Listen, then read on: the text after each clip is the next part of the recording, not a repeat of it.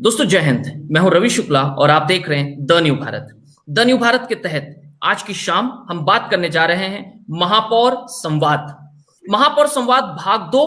नागपुर महानगर पालिका के एक ऐसे महापौर जो कि जनप्रिय है, लोकप्रिय, हृदय प्रिय हैं, आदरणीय दयाशंकर तिवारी जी, जिनके साथ में जनवरी के महीने में हमने पहला महापौर संवाद किया और सफल रहा, सफलतापूर्वक सभी की सराहना और सभी ने उसकी दूसरे सत्र के लिए, दूसरे भाग के लिए प्रतीक्षा की, जिसका आज दूसरा रूप लेकर के हम उपस्थित हैं।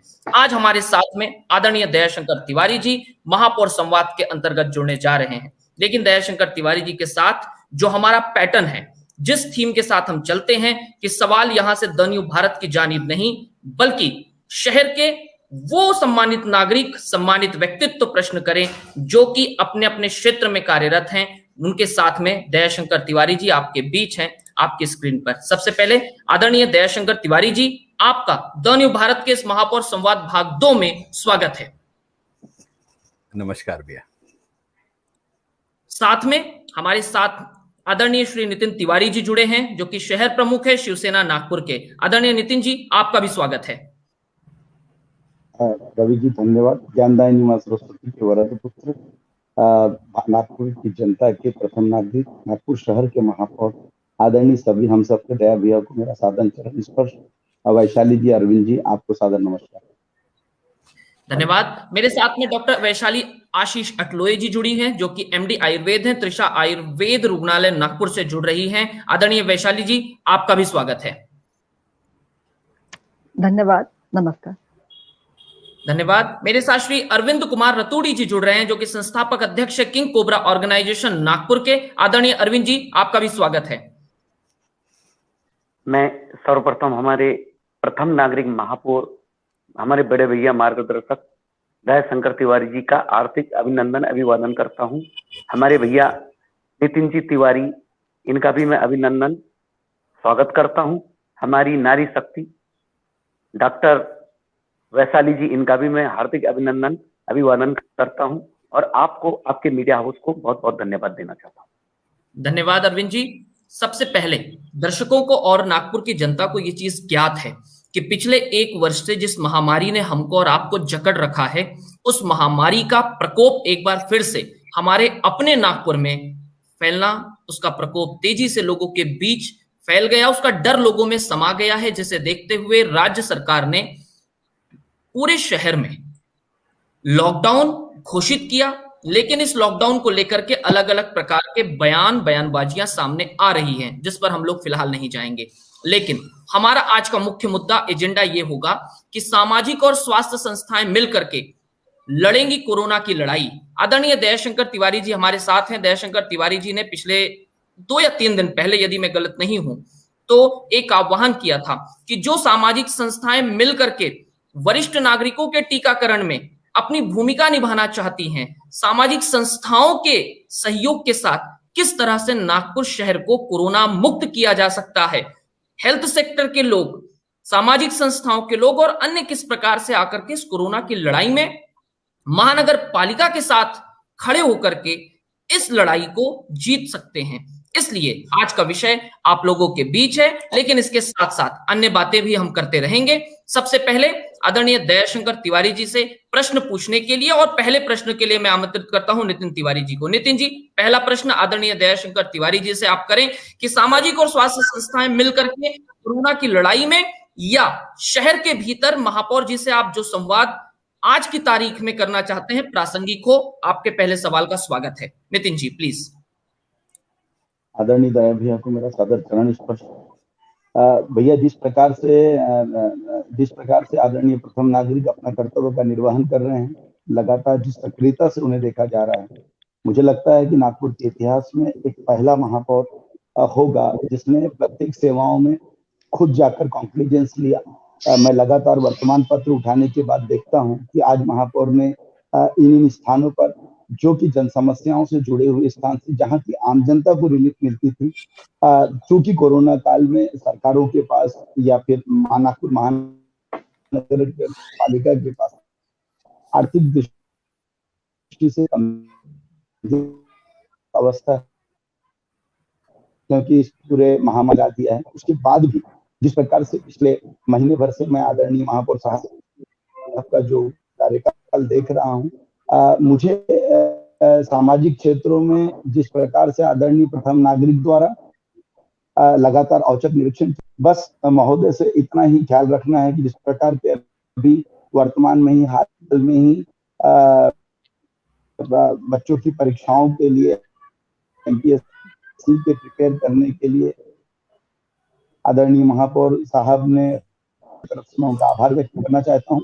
परंतु इसके बावजूद भी हमें कुछ कार्यप्रणाली पर जिस प्रकार से आदरणीय दया भैया के या नागपुर महानगर पालिका प्रशासन की ओर से जिस प्रकार की शासन ने कोरोना के इस वक्त में जो लॉकडाउन जाहिर किया है, चूंकि समस्या बहुत विकराल है और जो प्रकार से आंकड़े बढ़ते हुए आ रहे वर्तमान पत्रों में भी और अपनी सामाजिक दृष्टि से भी अड़ोस पड़ोस में परिस्थितियां देखने पर सचमुच जघन्य हो रही हैं, जो कि शुरुआत से ही पिछले आज इस मार्च को अगली 22 तारीख को जो जनता कर्फ्यू लगा था, यहाँ हम 1 साल हमारे देश को पूर्ण हो जाएगा कि इस कोरोना महामारी से लड़ते हुए। महाराष्ट्र में परिस्थितियां विकराल हो रही हैं और विराट हो रही हैं, जिसकी वजह से केंद्र राज्य सरकार ने लॉकडाउन का पार्शियल लॉकडाउन अलग अलग डिस्ट्रिक्टों में, यवतमाल में हुआ, अमरावती में हुआ, नागपुर में भी सैटरडे संडे आदरणीय महापौर साहब नागपुर महानगर पालिका और प्रशासन ने मिलकर सैटरडे संडे किया और उसके दोनों के बाद भी आंकड़ों पर अंकुश नहीं लग पाया। तो मुझे लगता है सरकार ने, आदरणीय मनपा आयुक्त ने, आदरणीय पुलिस आयुक्त ने, प्रशासन ने मिलकर इन सब चीजों पर एक निर्णय लिया कि 15 से 21 के बीच में आदरणीय पालक मंत्री जी ने प्रशासन की तरफ से एक आदेश सुनाया कि लॉकडाउन होना चाहिए। आदरणीय महापौर साहब से मेरा प्रश्न यह है कि इस प्रकार की सामाजिक व्यवस्था में जहाँ की सर डिजिटलाइजेशन को महत्व दिया जाना चाहिए था, एक जो अत्यावश्यक सेवाएं, देखिए लॉकडाउन तो तभी सफल हो पाएगा जब हम भीड़ को, एक दूसरे के प्रति स्पर्श को, आपस की सोशल डिस्टेंसिंग को कामयाब रख पाएंगे। क्योंकि जिस प्रकार का निर्णय राज्य सरकारों ने लिया उसके पीछे एक मकसद मुझे जो सा दिखता व्यक्तिगत रूप में कि वो ऐसा है कि लोगों ने घर से बाहर नहीं निकलना या लोग जहाँ भीड़ भाड़ के इलाकों में नहीं आए। परंतु इस बीच में आदरणीय महापौर जी से मेरी गुजारिश है कि लोगों की जो आर्थिक दृष्टि है उसको भी समझना होगा। क्या मनपा ने ऐसी कौन सी व्यवस्थाएं की या नागपुर महानगर पालिका की तरफ से या आपकी तरफ से ऐसी कौन सी पहल की गई है, या जिस प्रकार की आपने अभी वर्तमान में ही नगर रचना विभाग में आपने औचक निरीक्षण किया। देखिए लोगों की समस्याएं बंधी हुई हैं, 1 साल से लोगों के काम लंबित पड़े हुए हैं, वो आर्थिक पार्जन के हों या उनके बाकी चीजों के हों। किसी को घर भी बनाना है, किसी की बाकी के प्रोजेक्ट रुके हुए हैं। आदरणीय महापौर जी ने, प्रथम नागरिक जी ने जो औचक निरीक्षण रचना विभाग में किया तो वहां पाया कि लोगों की 6-6 महीने से फाइलें पेंडिंग पड़ी हुई। सर ये तो सिर्फ एक स्थान था, ऐसे कई स्थानों में जहां से जनसामान्य प्रताड़ित हो रहा है इस कोरोना में, जो कि वह भी उसकी महत्वता का एक महत्व है उसके जीवन में, उस सब चीजों के लिए जीविका पार्जन के साथ साथ। तो डिजिटलाइजेशन के थ्रू क्या इन कार्यालयों के लिए कोई पहल की जाएगी नागपुर महानगर पालिका में? जिस प्रकार का अगर नागपुर महानगर पालिका जो कि सभी नागरिकों के लिए एक जिम्मेदार संस्था नागपुर महानगर पालिका, तो क्या उसके डिजिटलाइजेशन पे हमने बहुत कुछ किया हुआ? तो आदरणीय महापौर साहब इस कोरोना काल में जनता प्रभावित ना हो, जनता के कार्य प्रभावित ना हो, उनका जीविका पार्जन प्रभावित ना हो, इसके लिए नागपुर महानगर पालिका से क्या नागपुर महानगर पालिका की तरफ से क्या क्या प्रयोजन किए गए हैं, बस मैं यह पूछना चाहता हूँ आदरणीय जी। आदरणीय दयाशंकर जी। धन्यवाद नितिन जी। सर्वप्रथम तो मैं आपके सामने विनम्रता से ये बताना चाहता हूं कि यह जो 15 तारीख से 21 तारीख तक का बंद पुकारा गया है, ये बंद किसने पुकारा है, इसी विषय को लेकर के संभ्रम है। संभ्रम इसलिए है कि आज तक शहर में बंद के बारे में निर्णय म्युनिसिपल कमिश्नर लेते थे और ग्रामीण में बंद के बारे में निर्णय ये कलेक्टर लेते थे। पूर्व निगम आयुक्त हो, वर्तमान जिलाधिकारी हो, ये सारे अपने अपने क्षेत्र के निर्णय लेते थे और ये निर्णय लेते समय ये स्वतंत्रता से निर्णय लेते थे और वो निर्णय परिपूर्ण होता था। पहला मौका है कि इस बार निर्णय प्रशासक ने नहीं लिया, राजनेता ने निर्णय लिया। घोषणा प्रशासक ने नहीं की, राजनेता ने घोषणा की। वैधानिक तरीके से जिसे अधिकार ही नहीं है घोषणा की, उन्होंने इसकी घोषणा की। इसलिए यह वैधानिक है या नहीं, यही यक्ष प्रश्न है। फिर भी मैंने यह कहा है कि भाई घोषणा करने वाला महाराष्ट्र सरकार का मंत्री है और मैं इस शहर का महापौर हूं। इसलिए एक प्रशासक के दृष्टि से शासन के निर्णय के विपरीत न जाना ये मेरी नैतिक मजबूरी है। इसलिए बंद में नागरिकों ने सहयोग देना चाहिए। दो प्रशासन आपस में लड़ रहे हैं ऐसा चित्र नहीं जाना चाहिए। और इसका मूल कारण यह है कि नागपुर महानगर पालिका ने बुधवार के दिन एक परिपत्र निकाला और शुक्रवार के दिन बैठक रखी कोरोना की स्थिति का विवेचन करने के लिए कि भाई कोरोना की स्थिति का विवेचन करते समय हमने इस पर पूर्ण रूप से ध्यान देना चाहिए कि हम हमारे जिम्मेदारियों में कहीं कम तो नहीं पड़ रहे हैं और कहीं हमारी कमी के कारण तो ये कोरोना नहीं फैल रहा है। आत्म परीक्षण पहले करना चाहिए, उसके पश्चात हमने बाहर जाना चाहिए। और हमने जनता से आह्वान भी किया था कि हमारी सारी बातों का आप सहयोग कीजिए, अन्यथा हमें कठोर कार्रवाई की ओर अग्रसित होना पड़ेगा। मैं आपको बताना चाहता हूं कि जो वीकेंड का लॉकडाउन भी है, ये वीकेंड का लॉकडाउन भी पालक मंत्री ने ही घोषित किया। बड़ा विचित्र है। वीकेंड के लॉकडाउन में पहला शनिवार रविवार बंद था। मैं स्वयं होकर के सुबह बाजारों में भीड़ जमा नहीं होनी चाहिए, इसलिए इतवारी बाजार जा रहा था, भाजी मंडी। सुबह 8:30 का समय था, कारण देहात से सब्जी वाले वहां आते हैं। मैं मेरे घर से निकल के मुश्किल से तीनल चौक पहुंचा तो मुझे नागपुर महानगर पालिका के न्यूसेंस डिटेक्शन स्क्वाड का फोन आया कि भैया गांजा के चौक में देशी दारू की दुकान चालू है। सुबह 8:30 बजे और वहां 30-40 लोग लाइन लगाकर खड़े हैं। मैंने कहा तुरंत पुलिस बुलाओ और उसको बंद करवा दो और उसका चालान करो, सील कराओ। उन्होंने पुलिस बुला ली। पुलिस गई तो दारू के दुकान वाले ने कहा कि हमारे पास कलेक्टर का आदेश है कि हम दारू की दुकान चालू रख सकते हैं। मुझे विश्वास नहीं हुआ। मैंने माननीय कलेक्टर महोदय को फोन किया, बहुत सज्जन व्यक्ति है। उन्होंने कहा कि भैया हमने दारू की दुकान चालू रखने की अनुमति दी है, लेकिन वो पार्सल देंगे, खोल करके नहीं बेच सकेंगे। अटपटा लगा मुझे। मैं वहां से आगे बढ़ा, बाजार का दौरा किया। उसके बाद माननीय निगम आयुक्त जी को मैंने फोन किया। उनसे कहा कि भाई ये जो दारू की दुकान शुरू है, ये अटपटा निर्णय क्यों है? चाय बेचने वाले की चाय की दुकान बंद है लेकिन दारू की दुकान शुरू है, ऐसा निर्णय क्यों ले रहे हैं आप? तो उन्होंने कहा कि मेरा निर्णय नहीं है, ये निर्णय तो कलेक्टर का है, कारण ये एक्साइज से जुड़ा हुआ विषय है, इसलिए कलेक्टर इसके ऊपर निर्णय लेंगे। मुझे अटपटा लगा। मैं दोपहर के समय गोकुलपेट बाजार में गया। एक फल वाला मेरे पास आया, मुझे नमस्ते किया। उन्हें कहा भैया राम राम। मैंने कहा राम राम। बड़े धीरे से पूछता, भैया दारू की दुकान शुरू है ना? मैंने कहा हाँ, बस यही पूछना था भैया। बोले वो फुटपाथ पर फल बेचने वाला व्यक्ति जिस टोन में उससे मुझे ये पूछा, मुझे अंतर मन तक उसकी वाणी छेद करके चले गई।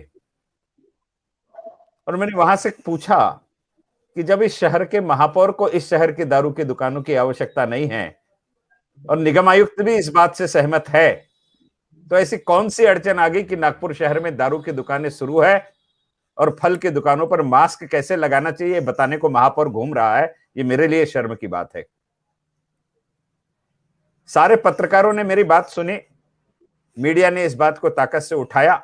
शाम 5 बजे पालक मंत्री जी से पूछा कि जब इस शहर के महापौर की इच्छा नहीं है कि उसके शहर में दारू की दुकान चालू होना चाहिए, तो आपने क्यों चालू रखा? शाम को दुकान बंद लेने का निर्णय हुआ, रविवार को दुकान बंद हो गई। दूसरा विषय, इसी लॉकडाउन में उन्होंने घोषित किया कि सब्जी की दुकान चालू रहेगी, फल की दुकान चालू रहेगी, लेकिन मटन की, मछली की और मुर्गी की दुकान बंद रहेगी।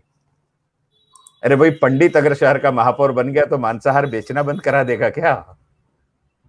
वो लोगों की सब्जी है। मेरे लिए अगर तरकारी पेड़ों में उगती है तो उनके लिए तो तरकारी, मटन, मांस, मच्छी यह है। मैंने फिर से निवेदन किया कि भाई पिछले एक हफ्ते जो गलती हो गई है, उस गलती को इस हफ्ते सुधारो और इसको चालू करो। उन्होंने सुधार लिया, चालू कर दिया। रवि जी, आपको सुनकर के आश्चर्य होगा कि जब मैंने ये निर्णय ले लिया है, ये मैंने मेरे फेसबुक पे डाला तो 1 घंटे में 4,500 लोगों ने उस पर अपनी प्रतिक्रिया दी। 1 घंटे में 4,500 लोगों ने, और 299 लोगों ने इसको शेयर किया। अर्थात समझिए कि पिछले हफ्ते हमने कितने लोगों की गाली खाई होगी, इसका अंदाजा आप इसी बात से लगा सकते हैं करके। और ये क्यों हुआ? ये क्यों हुआ? जिस बैठक में यह निर्णय लिया गया, उस बैठक में महापौर आमंत्रित नहीं था। अगर महापौर आमंत्रित रहता तो बैठक में बोलता दारू की दुकान मत खोलो और ये मटन, मच्छी, चिकन, इस पर पाबंदी मत लगाओ। अभी फिर उन्होंने निर्णय लिया 1 सप्ताह बंद रखने का, फिर महापौर बैठक में नहीं था। बड़ा विचित्र सा निर्णय है ये। आप कल्पना कीजिए, साप्ताहिक बाजार बंद रहेंगे, मॉल चालू रहेगा, दारू की दुकान, ऑनलाइन बिक्री चालू रहेगी, लेकिन हमने क्या किया? चाय की दुकानें बंद कर दी। पढ़ने वाली अभ्यासिकाएं, लाइब्रेरी बंद रहेगी, लेकिन होटल 50% के साथ रेस्टोरेंट चालू रहेगा। अरे भाई, जब होटल 50% के साथ चालू है तो विद्यार्थियों की लाइब्रेरी बंद करने का क्या कारण है? मैंने लड़ झगड़ करके, दबाव बना करके लाइब्रेरी शुरू करवा दी। अभी फिर 7 दिन का लॉकडाउन किया। जब पिछले समय आपने मेरे कहने से लाइब्रेरी शुरू कर दी थी तो इस समय भी कर देना था। आश्चर्य महाराष्ट्र सरकार का कि 13 और 14 तारीख को होने वाली एमपीएससी की परीक्षा सरकार ने रद्द कर दी। 2 साल से परीक्षा नहीं हुई है रवि जी, 2 साल से। हम में से सब अपने जीवन में विद्यार्थी रहे हैं, और एमपीएससी की तैयारी करने वाले व्यक्ति को अगर 2 साल परीक्षा देने का मौका नहीं मिला तो उसके जिंदगी के गुजरे हुए ये 2 साल वापस लौटाने के लिए कोई राजनीतिक पार्टी उसकी उम्र कम करके नहीं दे सकती, और ना ये छूट दे सकती है कि जिनको कोरोना के बाद नौकरी लगेगी उनको 2 साल बाद रिटायरमेंट मिलेगा। 2 साल तो गए, और ये 2 साल बाद परीक्षा देने का मौका है तो फिर लाइब्रेरी बंद कर दी। आयुक्त महोदय से मैंने कहा लाइब्रेरी चालू करना है, बैठक में उन्होंने डिनाई कर दिया।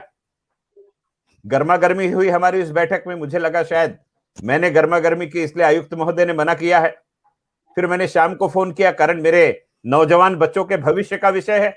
देहात के बच्चे शहर में आके रूम किराए से लेकर के पढ़ाई करते हैं, अगर उनको पढ़ने को नहीं मिलेगा तो क्या भविष्य होगा उनका। शाम को मैंने फोन किया तो हमारे आयुक्त महोदय ने कहा कि मैं तो तैयार हो जाऊंगा, लेकिन पुलिस कमिश्नर तैयार नहीं होंगे। मैंने पुलिस कमिश्नर जी को फोन किया शाम 7:30 बजे, उनसे फोन पर बात नहीं हो सकी। रात करीब 11:15 बजे कमिश्नर साहब का फोन आया और उन्होंने कहा कि आपका फोन था, मैं किसी मीटिंग में था इसलिए बात नहीं कर सका, क्या बात है। मैंने उनसे रिक्वेस्ट करी कि भैया बच्चों के भविष्य की बात है, 2 साल के बाद परीक्षा हो रही है, बच्चे घर में रह करके नहीं पढ़ सकते, एक वातावरण मिलता है अभ्यासिका में पढ़ने का, इसलिए ये शुरू होना चाहिए। बच्चों के भविष्य को आपके सहयोग की आवश्यकता है। 1 सेकंड लगा, पुलिस आयुक्त ने अनुमति दे दी। मैंने सुबह, अब रात को 11 बजे कमिश्नर को फोन करना उचित नहीं समझा, निगम आयुक्त को सुबह मैंने सूचना करी। शाम 4:30 बजे तक के उनका कोई उत्तर नहीं आया। फिर शाम 4:30 बजे मैंने उनको मैसेज किया कि भाई आपने क्या निर्णय लिया है।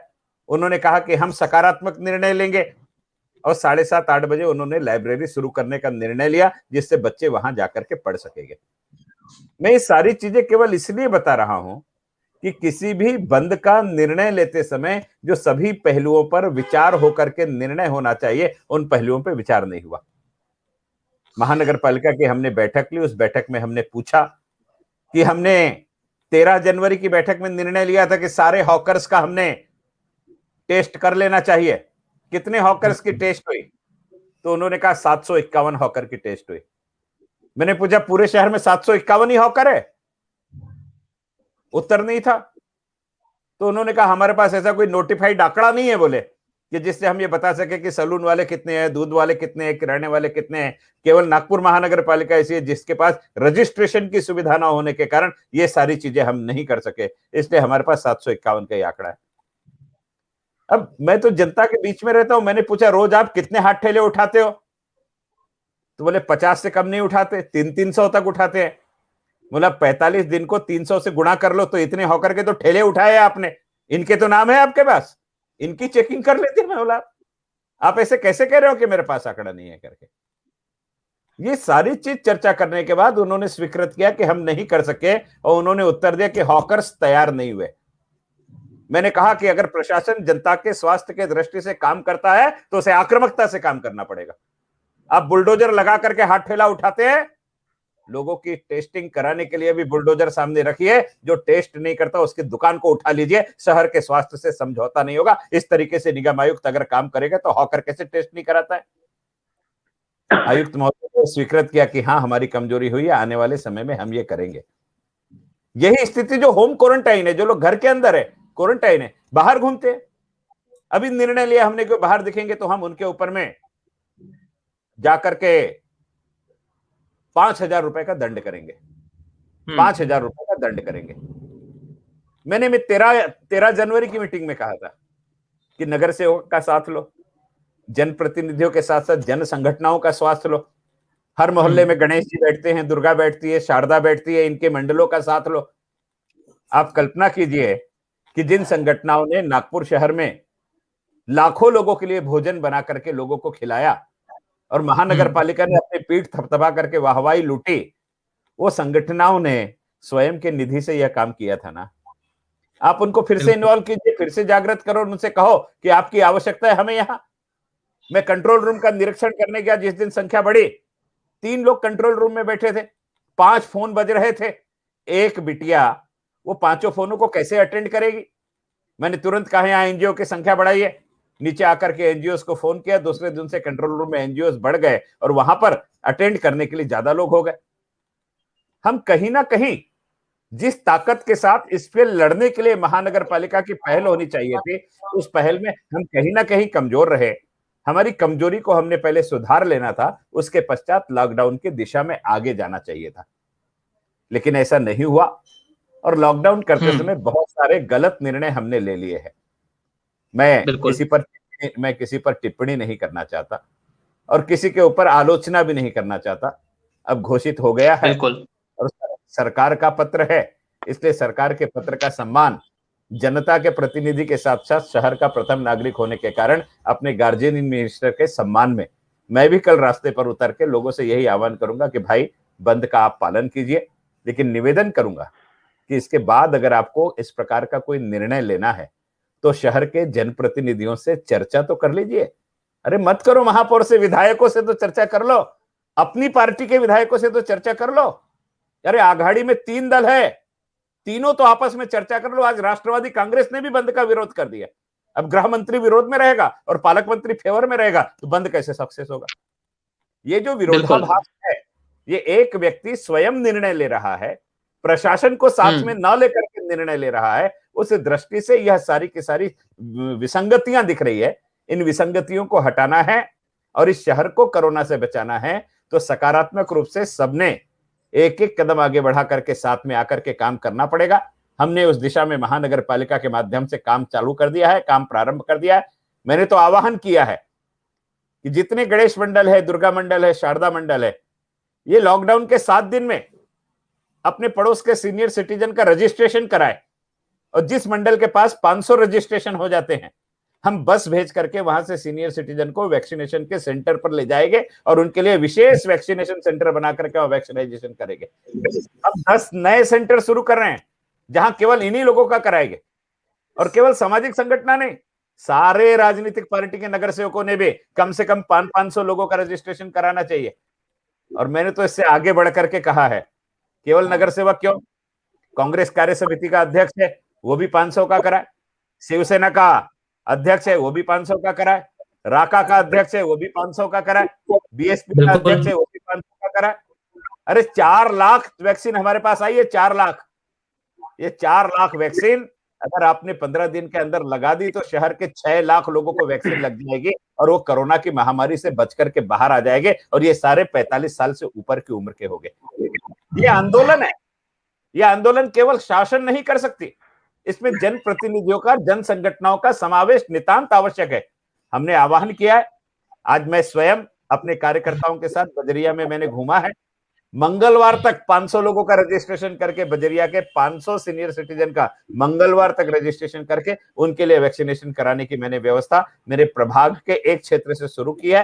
दूसरे क्षेत्र में कल से मैं शुरू करूंगा। हम मंगलवार के बाद प्रतिदिन 500 लोग मेरे प्रभाग के जा सके, इस दृष्टि जन संगठनों के माध्यम से।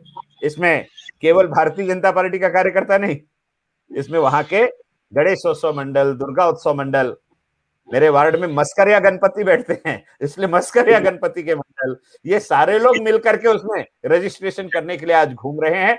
उन सबका मैं अभिनंदन करना चाहता हूं कि वे लॉकडाउन के समय में नागरिकों के घर जाकर के ये व्यवस्था कर रहे हैं।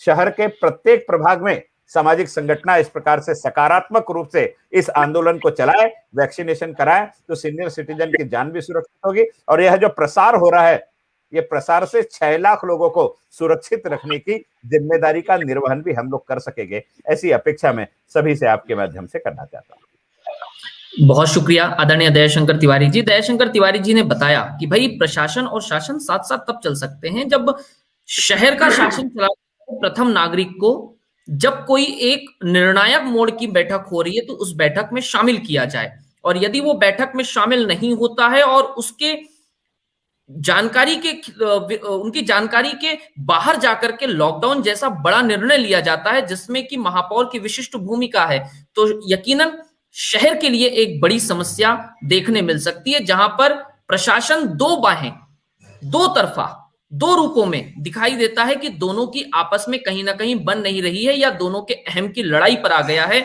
लोगों को जनता की फिक्र नहीं बल्कि अपनी अपनी कुर्सियों की चिंता है। मैं जा रहा हूं वैशाली जी के पास। वैशाली जी, आप अपना सवाल करें, अनम्यूट कर लें मैम, अनम्यूट कर लें। आवाज अनम्यूट। हेलो हेलो जी प्लीज जी, कंटिन्यू। नमस्ते।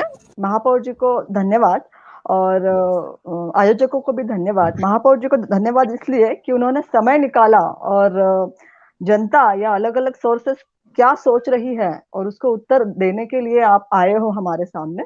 तो एक आयुर्वेद चिकित्सक के नाते मुझे एक बहुत अहम भूमिका लगती है जो मुझे निभानी चाहिए समाज के लिए।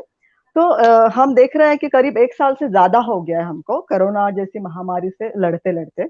अभी तो खैर स्थिति पिछले साल से काफी ठीक है, पर मुझे हमेशा ये लगता है कि आयुर्वेद को जिस तरीके से देखना चाहिए था इस महामारी के दौरान, जब जापान जैसी ताकतें और विदेशी के कई लोग हैं विदेशी जो आयुर्वेद या हर्बल मेडिसिन को प्रायोरिटी दे रहे हैं आज और ठीक हो रहे हैं, तो एक संकल्पना थोड़ा हमारे दिल में दृढ़ हो, इसलिए थोड़ा सा इतिहास बताना चाहूंगी।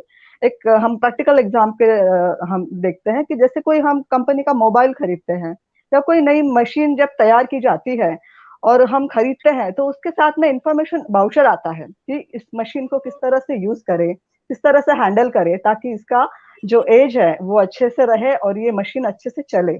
तो उसी प्रकार जो ये सब मशीनें कंप्यूटर बनाने वाली सबसे सुपर मशीन हम खुद हैं, मानव है, ऐसे मुझे लगता है। तो जिस किसी ने मानव शरीर की रचना की है, ब्रेन देख लीजिए, आइज देख लीजिए, जो कुछ सिस्टम चलता है पूरा हार्ट से किडनी से लेके, तो इतनी सुंदर जब मशीन के जैसी हमारी जो रचना है जिस किसी ने बनाई है, तो जाहिर सी बात है उसने ये सोचा होगा कि इस मशीन को किस तरह से इस्तेमाल किया जाना चाहिए ताकि इसका आरोग्य अच्छा रहे। और जिस उद्देश्य से पृथ्वी पर ये मशीन मैंने भेजी है वो बिना बीमार पड़े स्वस्थ रहे, वो उसकी उम्र जो है 100 साल तक के वो अच्छी जिए।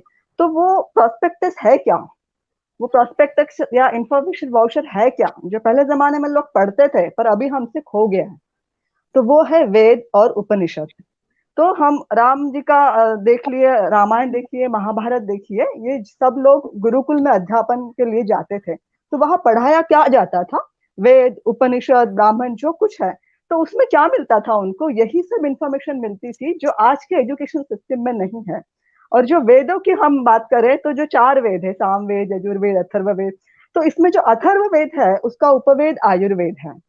तो आयुर्वेद में ये सब कुछ दिया है कि ये जो मशीन भेजी है उसको किस तरह से आप हैंडल करो, किस तरह से उसको यूज करो तो वो अच्छी रहेगी और जो मशीन है वो ज्यादा समय तक निरोगी रहकर अपना जो कार्य है वो सही ढंग से करेगी।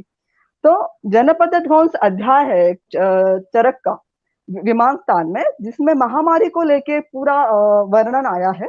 जनपद ध्वंस यानी ऐसी बीमारियां जो बड़े जन समुदाय को इकट्ठा कुछ महामारी के रूप में बीमार करती है और मार डालती है। फिर इसमें अलग अलग अध्याय का वर्णन है, एयर प्रदूषण के, एयर हवा के माध्यम से, जमीन के माध्यम से, पानी के माध्यम से। तो आज का जो कोरोना वायरस है वो हवा के माध्यम से हम पे अटैक कर रहा है। तो मुझे ऐसा लगता है आयुर्वेद जब सक्षम है, इसमें दिनचर्या दी है, ऋतुचर्या दी है, और अगर बीमार पड़ रहे हो आप इन जैसी व्याधियों को, तो उसके लिए सफल चिकित्सा दी गई है। जैसे कि अभी वसंत ऋतु शुरू है, हमने देखा पिछले साल भी मार्च के दौरान, वसंत ऋतु के दौरान अचानक ये केसेस बढ़ गए, तब लॉकडाउन जारी किया गया। तो वसंत और ग्रीष्म ये ऋतु यही ऐसी है जहाँ कफ का प्रकोप होता है और इसको शुद्ध की आवश्यकता होती है।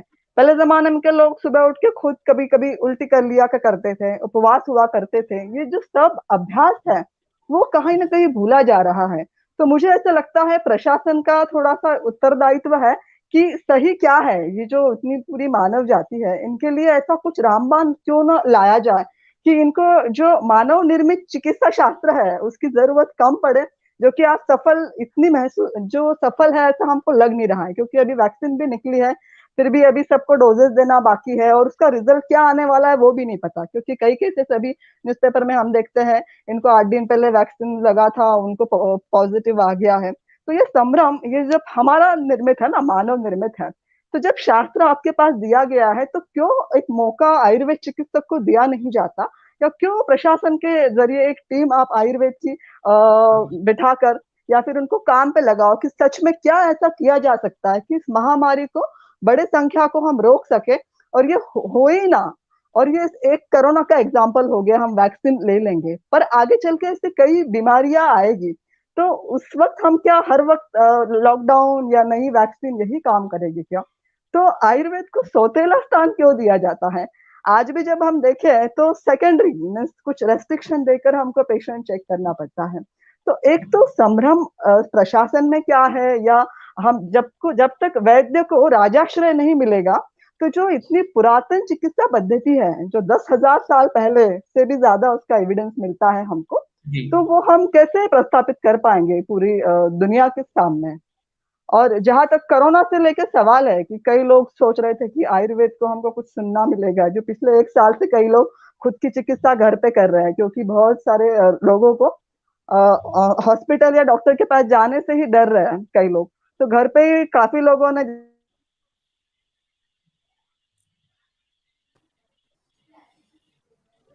जी शायद उनका नेटवर्क चला गया है। जी भैया, आप उत्तर करें कि आयुर्वेद के साथ दोगलापन क्यों किया जा रहा है, या उसको उसको परायापन क्यों मिल रहा है?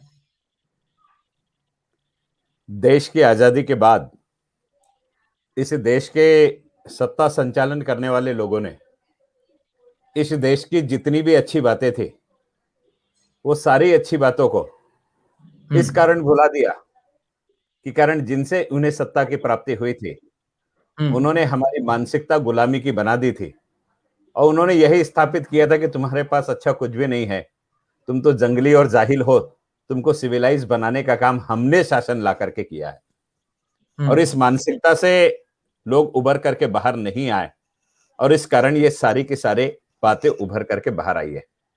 मैं बहुत संजीदगी के साथ कहना चाहता हूं कि मैं तो आयुर्वेद पर विश्वास करने वाला व्यक्ति हूं। मेरे पिता ने मुझे बचपन में 2 लाइन सुनाई थी कि आंख को त्रफला, दांत को नोन, पेट को भरिए, तीन ही कोन, खाखे मूती और सोए बाम, काहे वैद्य रहेगा ग्राम। क्या बात है? आंख को त्रफला के चूर्ण से धोइए, हेलो, अपने दांत को नमक से मंजन कीजिए। अब कोलगेट भी नमक वाला आ गया, कोलगेट भी नमक वाला आ गया, कोलगेट भी चारकोल वाला आ गया, कोलगेट भी लौंग वाला आ गया, कोलगेट भी जड़ी बूटी वाला आ गया। अब आप कल्पना कीजिए कि एक मल्टीनेशनल कंपनी ने अपनी ब्रांडिंग करते समय नमक, कोयला, कलमी, लौंग, ये सारी चीज अपनी जड़ी बूटी में बताना प्रारंभ कर दी, तो आयुर्वेद को विश्व स्तर पर मान्यता प्राप्त हुई। लेकिन दुर्भाग्य से इस देश के शासन कार्यकर्ताओं ने इस चीज को इस प्रकार से अधिग्रहित नहीं किया था। मैं अभिनंदन करना चाहूंगा वर्तमान सरकार का, जिस सरकार ने अपने मंत्रालय में अलग से आयुष मंत्रालय खोला है, और इस आयुष मंत्रालय के अंतर्गत सारी पैथियों को समसमान दर्जा देने का काम किया है। मैं वैशाली जी का और आयुर्वेद फैकल्टी से जुड़े हुए सारे लोगों का अभिनंदन करना चाहता हूं। मैं आयुर्वेद की जो प्रतिनिधिक संगठन है नीमा, उससे मैं बहुत नजदीक से जुड़ा हुआ हूं।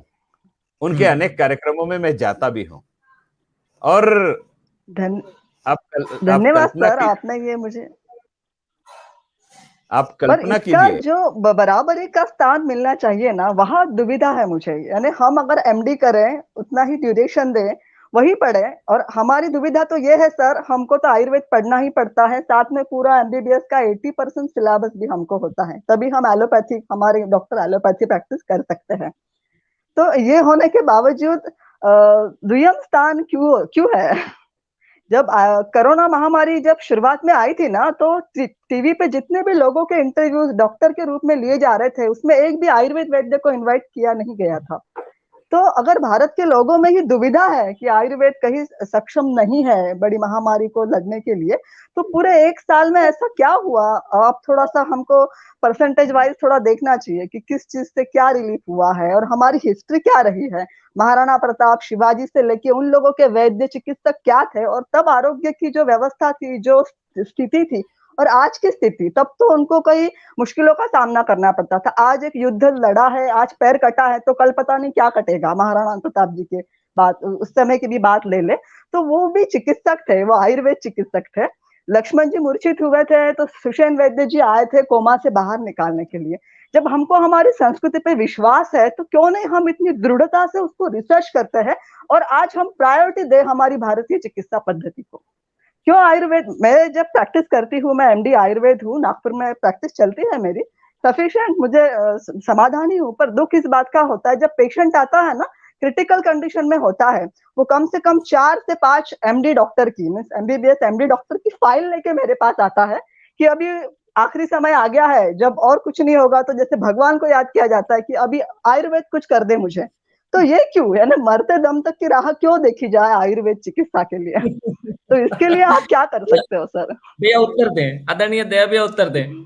देखिए, मेरी बहन का जो प्रश्न है बहुत लाजमी है, और मैं आपको बताता हूं कि जब कोरोना अपने पूर्ण प्रभाव पे था, शबाब में था, तब मैं सुबह 6 बजे घर से निकलता था, दोपहर का भोजन और शाम का भोजन घर पर होता था। मैं रात को 1-1 बजे तक बाहर सैनिटाइज करते हुए पब्लिक के बीच में रहता था। और मैं क्या लेता था दीदी, मैं कुछ नहीं, मेरा पिछले 4 वर्षों से मेरा नियम है कि मैं सुबह उठता हूं तो 1 ग्लास गर्म पानी, जितनी गर्म चाय होती है उतना गर्म पानी, और उसमें आधा चम्मच पौन चम्मच हल्दी पाउडर डाल करके उसको मैं केवल हल्दी का पानी पीता हूं।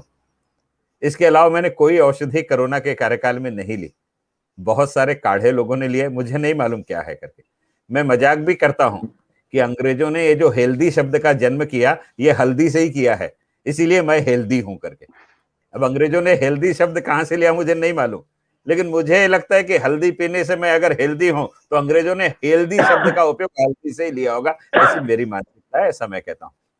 और ये इसलिए प्रमाण के साथ कहता हूं कि मैंने मेरे जीवन में आयुर्वेद का बहुत प्रयोग किया है। ये कोरोना के कार्यकाल में जितने बड़े प्रमाण में सेवा बीएएमएस डॉक्टर ने दी है, उनकी सेवा को हम लोग नकार नहीं सकते। इसलिए नहीं नकार सकते कि हमारे टेस्टिंग सेंटर से लेकर के हमारे क्वारंटीन सेंटर तक सबसे बड़ी संख्या में अगर किसी ने काम किया तो हमारे बीएएमएस डॉक्टर ने किया।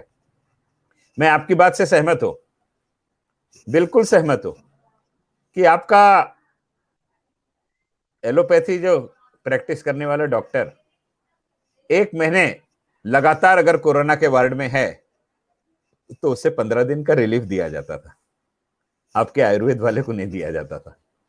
वो विषय मेरे पास आया, मैंने उस विषय को लेकर के आंदोलन करवाया और शासन से कहवाया कि भाई दोनों मनुष्य है और दोनों डॉक्टर है, इसलिए इसमें भेदभाव नहीं होना चाहिए।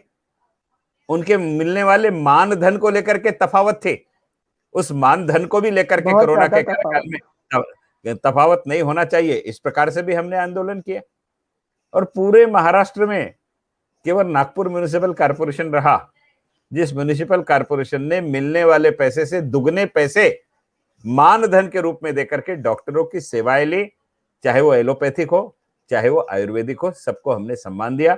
साथ ही साथ में हमारे नागपुर महानगर पालिका के आपको जानकर आश्चर्य होगा 10 जोन है, 10 में से 6 जोन के हमारे जो प्रमुख है वो या तो यूनानी वाले 2 जोन के और 4 जोन के आयुर्वेद वाले हैं। जब इस पेंडेमिक में हमारा जेडएमओ यानी जोनल मेडिकल ऑफिसर 4 आयुर्वेद के हैं और 2 यूनानी के हैं, तो हम तो आयुष पर भरोसा कर रहे हैं ना, और आयुष वालों ने ही यहाँ पर काम किया है ना। इसलिए हम आयुष पर विश्वास नहीं रखते, ऐसा नहीं है। कारण आयुर्वेद ये औषधि नहीं है, आयुर्वेद ये जीवन पद्धति है। आयुर्वेद ये जीवन पद्धति है, जीवन कैसे जीना चाहिए उसको आयुर्वेद हमें सिखाता है। और व्याधियों का निराकरण करने के लिए उसने 3 ही आयाम रखे हैं, पित्त, वायु और कफ। उसी के अंतर्गत शरीर में व्याधियां जन्म लेती है और उसका निराकरण भी उसी प्रकार से होता है। मैं आपको बताना चाहता हूं, मैं माइग्रेन का बड़ा पेशेंट था, अभी मुझे माइग्रेन नहीं है। आपने जो बताया ना, लोग उल्टी कर देते हैं, आपकी भाषा में वमन से शमन, हम कच्ची लस्सी कहते हैं। कच्ची लस्सी, कच्चा दूध शक्कर डाल करके पी लेना, ज्यादा पी लेना, इतना पी लेना कि वो बाहर आने लगे। वमन कर दो, एसिडिटी खत्म, आपका सर दर्द खत्म, माइग्रेन खत्म।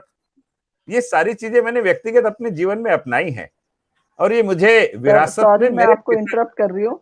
ये तो होता है सर, अगर आप हर किसी से पूछे आयुर्वेद कैसा है तो वो बहुत स्तुति करेगा आयुर्वेद की। हाँ, बहुत ही अच्छा है, हर एक के अनुभव भी बताएगा। पर जहाँ वो रिसोर्सेस या जो स्टेटस या जो राजाश्रय हमको मिलना चाहिए ना, वो वहां बहुत दिक्कत आती है सर। हमको आयुर्वेद चिकित्सक का जो चिकित्सक को एमडी, एमबीबीएस, एमडी को देखा जाना चाहिए ना, उसी, या फिर मुझे लगता है अगर भारत की चिकित्सा पद्धति ये है, अगर सर्जरी का फादर ऑफ सर्जरी सुश्रुत है, जो हमारे फादर हैं, तो वो हम तो उनके पहले बच्चे हैं ना, वो तो दूसरे बच्चे हुए ना, क्योंकि फादर ऑफ सर्जरी को लेके सर्जरी का ब्रांच डेवलप हो गया है। सॉरी, फादर ऑफ प्लास्टिक से सर्जरी भी है। तो हमसे हमारे हक छीन लिए हैं कि अभी आप सर्जरी नहीं कर सकते हो, थोड़ी थोड़ी सर्जरी कर सकते हो। तो ये थोड़ा सा हमको बहुत वो फील होता है सर, इसके लिए प्रशासन क्या कर सकता है? मैं आपको इंटरप्ट इसलिए करना चाहता हूं कि भारत के प्रधानमंत्री जी ने आयुर्वेद को सर्जरी करने की अनुमति दे दी है ना अभी। हाँ, दे दी है कि नहीं दी है ना? दी तो है, शुरुआत तो की है। आप कल्पना कीजिए कि जो चीज 74 वर्षों में नहीं हुई वो चीज अभी हो गई। ये बात से मैं सहमत हूँ सर। और आपके दृष्टि से निर्णय लेने के लिए आयुष मंत्रालय में समिति बनी है। हमारे नागपुर शहर के ही डॉक्टर देव पुजारी उस समिति में हैं। और मेरा सौभाग्य है कि अभी गवर्नमेंट आयुर्वेद कॉलेज का कॉन्वोकेशन हुआ, उन बच्चों को डिग्री देने के कार्यक्रम में मुझे उपस्थित होने का सौभाग्य मिला। ये मेरा सौभाग्य, मैं आयुर्वेद का परिपक्व नहीं हूं, लेकिन मुझे सौभाग्य मिला कि मैं वहां उपस्थित हो सका। ये चीजें राजाश्रय के बगैर कोई भी पैथी आगे नहीं बढ़ सकती, ये सच्चाई है। धीरे धीरे इस सरकार ने इस बात को आगे लाना शुरू किया है। आप कल्पना कीजिए कि हम लोग राजाश्रय की अपेक्षा लोगों के मन में उस विश्वास को फिर से स्थापित करने के दृष्टि में प्रशासन काम कर रहा है और प्रशासन इसको पूर्णता के साथ करेगा। मैं किसी का प्रचार प्रसार करने के लिए ये बोल रहा हूं, ऐसा नहीं, लेकिन मैं तो धन्यवाद देना चाहूंगा बाबा रामदेव जी का कि जिन्होंने पूरे भारतवर्ष में आयुर्वेद के प्रति एक वातावरण निर्मित की और उस वातावरण निर्मित के कारण ही सरकारों को ऐसे निर्णय लेने के लिए बाध्य होना पड़ा। मुझे ऐसा लगता है, ये मैं अतिशयोक्ति भी कर रहा हूं, ये अभी हो सकता है मैं रामदेव जी की ब्रांडिंग नहीं कर रहा, लेकिन अगर उन्होंने इस प्रकार से मूवमेंट नहीं किया होता तो शायद ये सर्व स्वीकारोक्ति उस दिशा में नहीं बढ़ती और लोगों ने जाकर के इस दिशा में काम नहीं किया होता। लेकिन वर्तमान सरकार इस विषय को लेकर के काम कर रही है, अच्छे से काम कर रही है। आने वाले समय में बहुत सकारात्मक रिजल्ट मिलेंगे। आपको जान करके आश्चर्य होगा कि मैं जब ये कहूंगा तो आपको बहुत अटपटा लगेगा। हमारे वेदों में जिस प्रकार से आयुर्वेदों को लेकर के लिखा गया है, इसी प्रकार से तंत्र शास्त्र को लेकर भी लिखा हुआ है। हमारे भरद्वाज मुनि ने ही वैमानिक विज्ञान बनाया है और रावण ने पुष्पक उड़ाया है। अब भारत सरकार वैदिक आधार पर हमारा जो तंत्र ज्ञान है, उस वैदिक आधार के तंत्र ज्ञान को वर्तमान तंत्र ज्ञान से जोड़ करके हमारा जो ऑल इंडिया टेक्निकल बोर्ड है उसमें वेद पाठी लोगों को साथ में लेकर के नया सिलेबस तैयार करने की दिशा में अग्रसर हो रही है। आप कल्पना कीजिए कि सरकारें इस दिशा में काम कर रही है, लेकिन समय लगेगा। कारण जिस चीज को 70 साल पीछे छोड़ दिया है, उसे आने में 70 साल नहीं तो 5-7 साल तो लगेगा। आने वाला युग आयुर्वेद के लिए बहुत अच्छा रहेगा, ऐसा मैं विश्वास दिलाता हूं। और पूरे कोरोना काल में आप एलोपैथिक डॉक्टर से भी पूछिए कि आप क्या कर रहे हो, तो 3-4 चीजों का काढ़ा बता देंगे। मैं काढ़ा पी रहा हूं। काढ़ा सबने पिया है, काढ़ा सबने पिया है। यानी माफ कीजिए, मैंने काढ़ा नहीं पिया, लेकिन मेरे पूरे परिवार ने काढ़ा पिया। कारण मेरा स्वभाव जो है, मेरा पित्त का स्वभाव है, काढ़ा पीने से मेरा पित्त उत्तेजित हो जाता है और सुबह से शाम तक मेरे भोजन का ठिकाना नहीं था, इसलिए मैंने काढ़ा नहीं पिया। आप आयुर्वेद के बहुत जानकार हो। हाँ, इसीलिए चलिए, आपने मुझे इतना कहा, बहुत बहुत धन्यवाद। बहुत शुक्रिया आदरणीय दयाशंकर भैया। कार्यक्रम से पहले मैंने भी काढ़ा पिया था, अच्छा किया बैठ पहले ही पी लिया। मैं आ रहा हूं अरविंद जी के पास में। अरविंद जी और आप तीनों से, नितिन भैया, वैशाली दीदी और अरविंद जी, मेरा आप तीनों से अनुरोध है कि कम शब्दों में यदि सवाल करेंगे तो आदरणीय दयाशंकर जी को अधिक समय मिलेगा हमें सुन पाने के लिए। आदरणीय अरविंद जी, अपना सवाल करें। मैं सबसे पहले हमारे प्रथम नागरिक राष्ट्रपति पुरस्कार विजेता और अच्छे वक्ता श्री दयाशंकर तिवारी जी का अभिवादन और अभिनंदन करना चाहता हूं। और मैं कुछ सवाल, जो जायज सवाल है, वो पूछना चाहता हूं। हमारे नागपुर की संवैधानिक 45 लाख की आबादी और असंवैधानिक 55 लाख की आबादी, उसके एक प्रतिनिधि के तौर पे, एक सामाजिक कार्यकर्ता के तौर पे मैं कुछ सवाल माननीय महापौर साहब से करना चाहता हूं। सबसे पहले माननीय महापौर साहब, पिछले 12 मार्च से, जो पिछले साल का 12 मार्च किया था, हमारे यहाँ पे 24 तारीख को लॉकडाउन लगा था। मैं अरविंद कुमार रतूड़ी पिछले 12 मार्च से जन जागृति मुहिम किया हूं स्वयं के खर्चे से।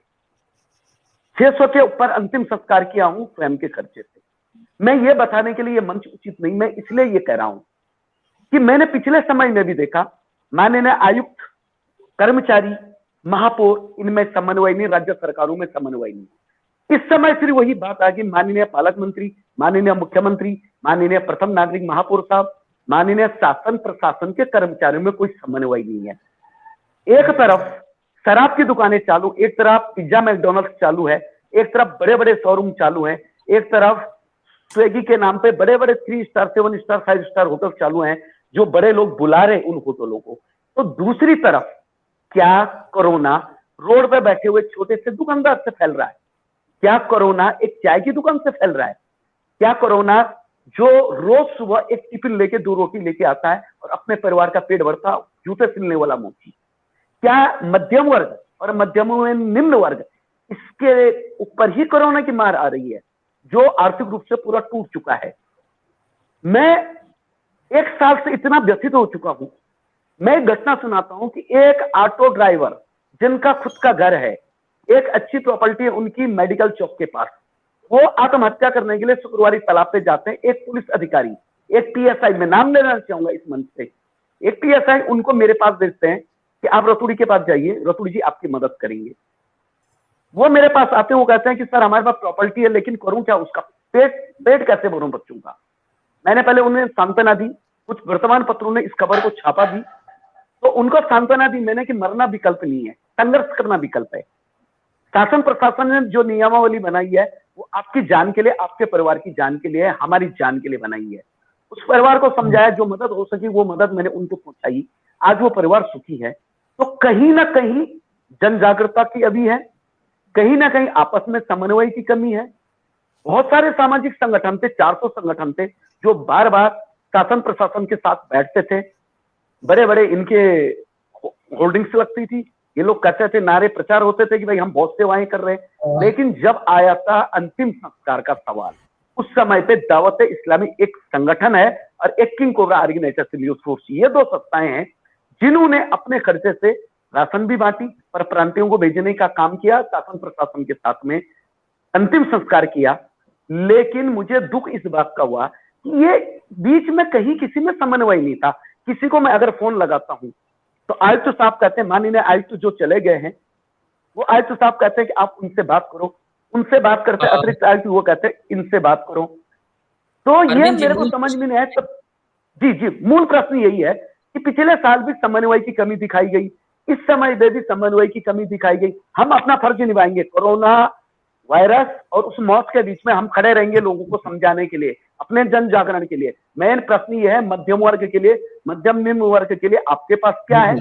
जो दारू की दुकानें खुली हैं, बियर बार ऑनलाइन आपकी दारू बिक रही है, बड़े बड़े साहूजी, उन साहूजियों के अंदर में शराब की पार्टियां चालू है, उनके लिए आपके पास क्या है? आज मेरे देखने में आया कि होटल बंद रखे गए जहां समोसा कचौरियां वगैरह मिलती हैं, छोटे छोटी जो रेडियां होती हैं, जो साहूजी वगैरह छोटे 10 रुपए की प्लेट बेचते हैं, ये दुकानें बंद थी। और बड़े बड़े, मैं नाम नहीं लूंगा, बड़े बड़े स्टॉल चालू थे, बड़ी बड़ी दुकानें चालू थी। तो क्या पुलिस कमिश्नर, मानपा आयुक्त और जो पालक मंत्री, कलेक्टर, हमारे ये लोग जो जितने भी आते नेता और अधिकारीगण, क्या इनमें समन्वय नहीं है? इस समन्वय न होने के कारण हम क्यों पीछे चक्की में, जनता क्यों मरे? इसके लिए आपके पास क्या है? दूसरी बात, एक डरावना, जब भी पेपर होता है सुबह एक डरावना सत्य सामने आता है, 3000 कोरोना पॉजिटिव। तो माननीय महापौर साहब, मैं आपसे विनती इसलिए करूंगा कि आप बहुत अच्छे वक्ता हैं, दूरदर्शी हैं, आप हमारी मदद दीजिए, हम आपके साथ खड़े हैं। शासन प्रशासन से मैं ये जानना चाहूंगा आपके माध्यम से कि जो भी 3000 का आंकड़ा आ रहा है, सुबह 3000, 2100, 2200, 9000 पॉजिटिव है, इससे डर का माहौल बन रहा है।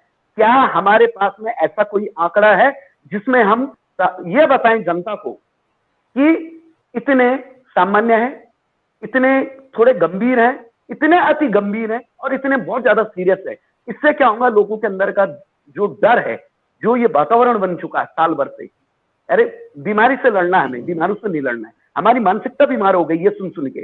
तो हमें ये आंकड़ा कैसे लोगों तक लाएं जिसमें ये स्पष्ट हो कि ये इतने गंभीर, इतने सामान्य और इतने अति गंभीर हैं। दवाखानों के अंदर में एंट्रियां नहीं होती हैं, प्राइवेट दवाखाने वाले लूट घसुट चालू है, अनैतिक पैसा चालू है। मैंने माननीय सुप्रीम कोर्ट, माननीय शरद बोबड़े साहब, सर्वोच्च न्यायालय में इस याचिका को लगाया था मैंने, और मुझे खुशी मिली कि मेरी याचिका पे, ऑनलाइन याचिका पे सुनवाई हुई। जो लूट घसोट बंद हुई, हमारे महापौर साहब भी उस चीज के लिए लड़े हैं। आज भी वो लूट घसोट चालू, मुझे दिन भर में असंख्य फोन आते हैं कि रतुड़ी सर कुछ कीजिए, 3 लाख का बिल बन गया। तो क्या महानगर पालिका की टीम कहीं कमजोर गिर रही ऑडिट के लिए, या वो लोग ऑडिट में बैठे हुए हैं जिनको मेडिकल का ज्ञान नहीं है? तो मैं ये माननीय महापौर साहब आपके माध्यम से सुनना चाहूंगा, और मैं अपनी जनता को नहीं पिसना देखना चाहता हूँ, राजनीति के चक्कर में लोगों को बर्बाद होना नहीं देखना चाहता हूँ। सारी संस्थाएं मिलकर काम करें, चाहे राज्य सरकार हो, चाहे लोकल यहाँ पे शासन प्रशासन हो, महानगर पालिका हो, कलेक्टर हो, या फिर पुलिस आयुक्त हो, या फिर मनपा आयुक्त हो, सब मिलके काम करें, ये विनती करना चाहूंगा। और जो मैंने प्रश्न उठाए हैं, आप उनका उचित समाधान मुझे दें, मेरी जनता के लिए।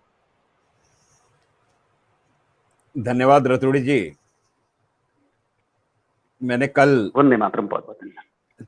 लॉकडाउन के विषय को लेकर के मेरी भूमिका जनता के सामने रखी जी, और जितने प्रश्न आपने अभी उठाए, मैंने यही सारे पालक मंत्री जी से पूछे। इसलिए आप जो अभी पूछ रहे हैं, ये मैंने कल ही पालक मंत्री जी से सारे पूछे।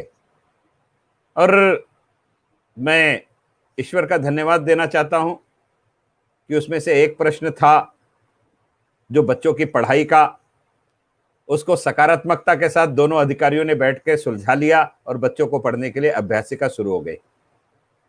एक दूसरा प्रश्न और है, अभी JEE की परीक्षा है, हर माता पिता चाहता है मैं सेंटर तक अपने बच्चे के लिए छोड़ने के लिए जाऊं।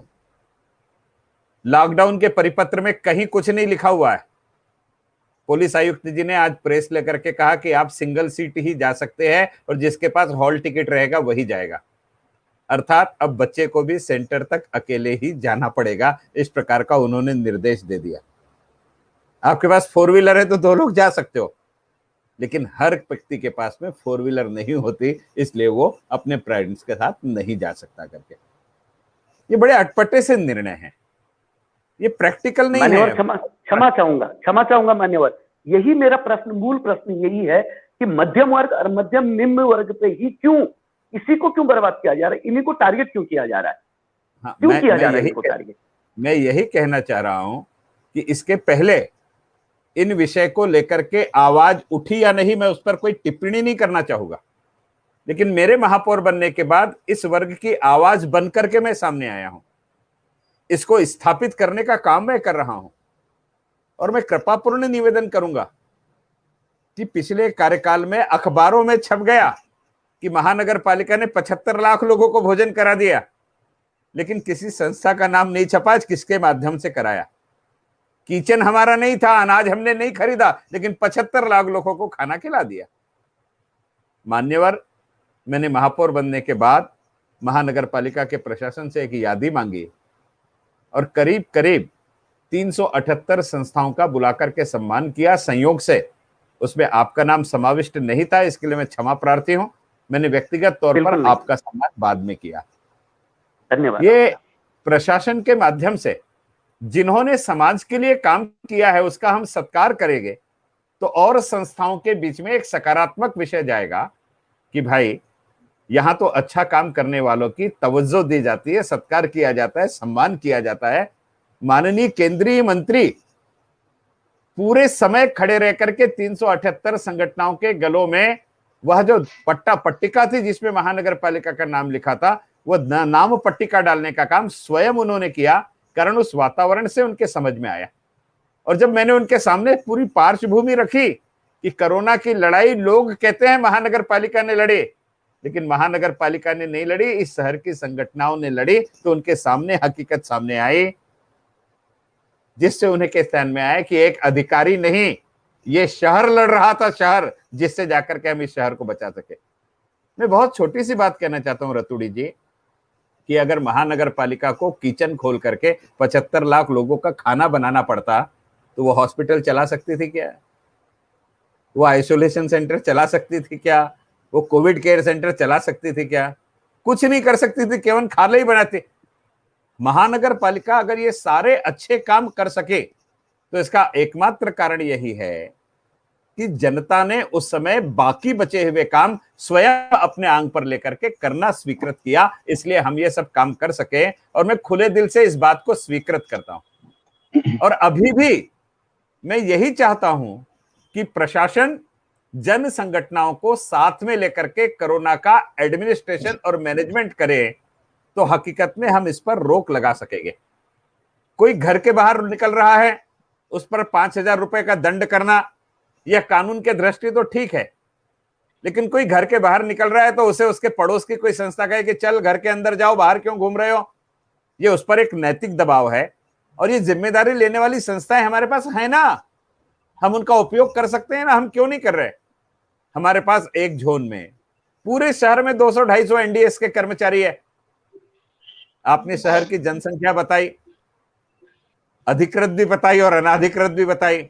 अब उसको 200 से आप बात कीजिए, डिवाइड कीजिए, कहां पहुंच पाएंगे हमारे लोग? तो है ना, इस शहर की वो तीसरी आंख है ना जो इस समाज का संचालन करती है, जो हर गणपति में लोगों के घर चंदा मांगने जाती है, हर दुर्गा में चंदा मांगने जाती है, हर घर से उसका संबंध है। किसके घर में पेशेंट है, उस संस्था को महानगर पालिका के ऑफिस से बता दिया जाए और उससे निवेदन किया जाए कि भाई वो बाहर नहीं निकले, जिम्मेदारी आपकी है, शहर के लिए आपसे इतना सहयोग हम चाहते हैं करके। वो हर साल परमिशन लेने के लिए कारपोरेशन आते हैं, इसलिए उनके उस अधिकारी से संबंध बनेंगे तो परमिशन जल्दी मिल जाएगी, ऐसा उनका मानसिक भावना बनेगी और वे खुल करके काम करेंगे। इस दिशा में काम करने के लिए मैंने पिछली बैठक में, परसों की बैठक में जब दबाव बनाया तो आयुक्त महोदय ने इस दिशा में काम करने के लिए हकीकत में काम करने की शुरुआत की है। मान्यवर, लॉकडाउन में जो नुकसान होता है उसे हम भर करके नहीं दे सकते। मैंने तो अपने भाषण में स्पष्ट रूप से कहा है कि तन की हवस मन को गुनाहगार बना देती है, ज्ञान ईमान की ये बात मिटा देती है, पेट की आग उसूलों को जला देती है और जन्म से कोई गुनाहगार नहीं होता, भूख ये इंसान को शैतान बना देती है।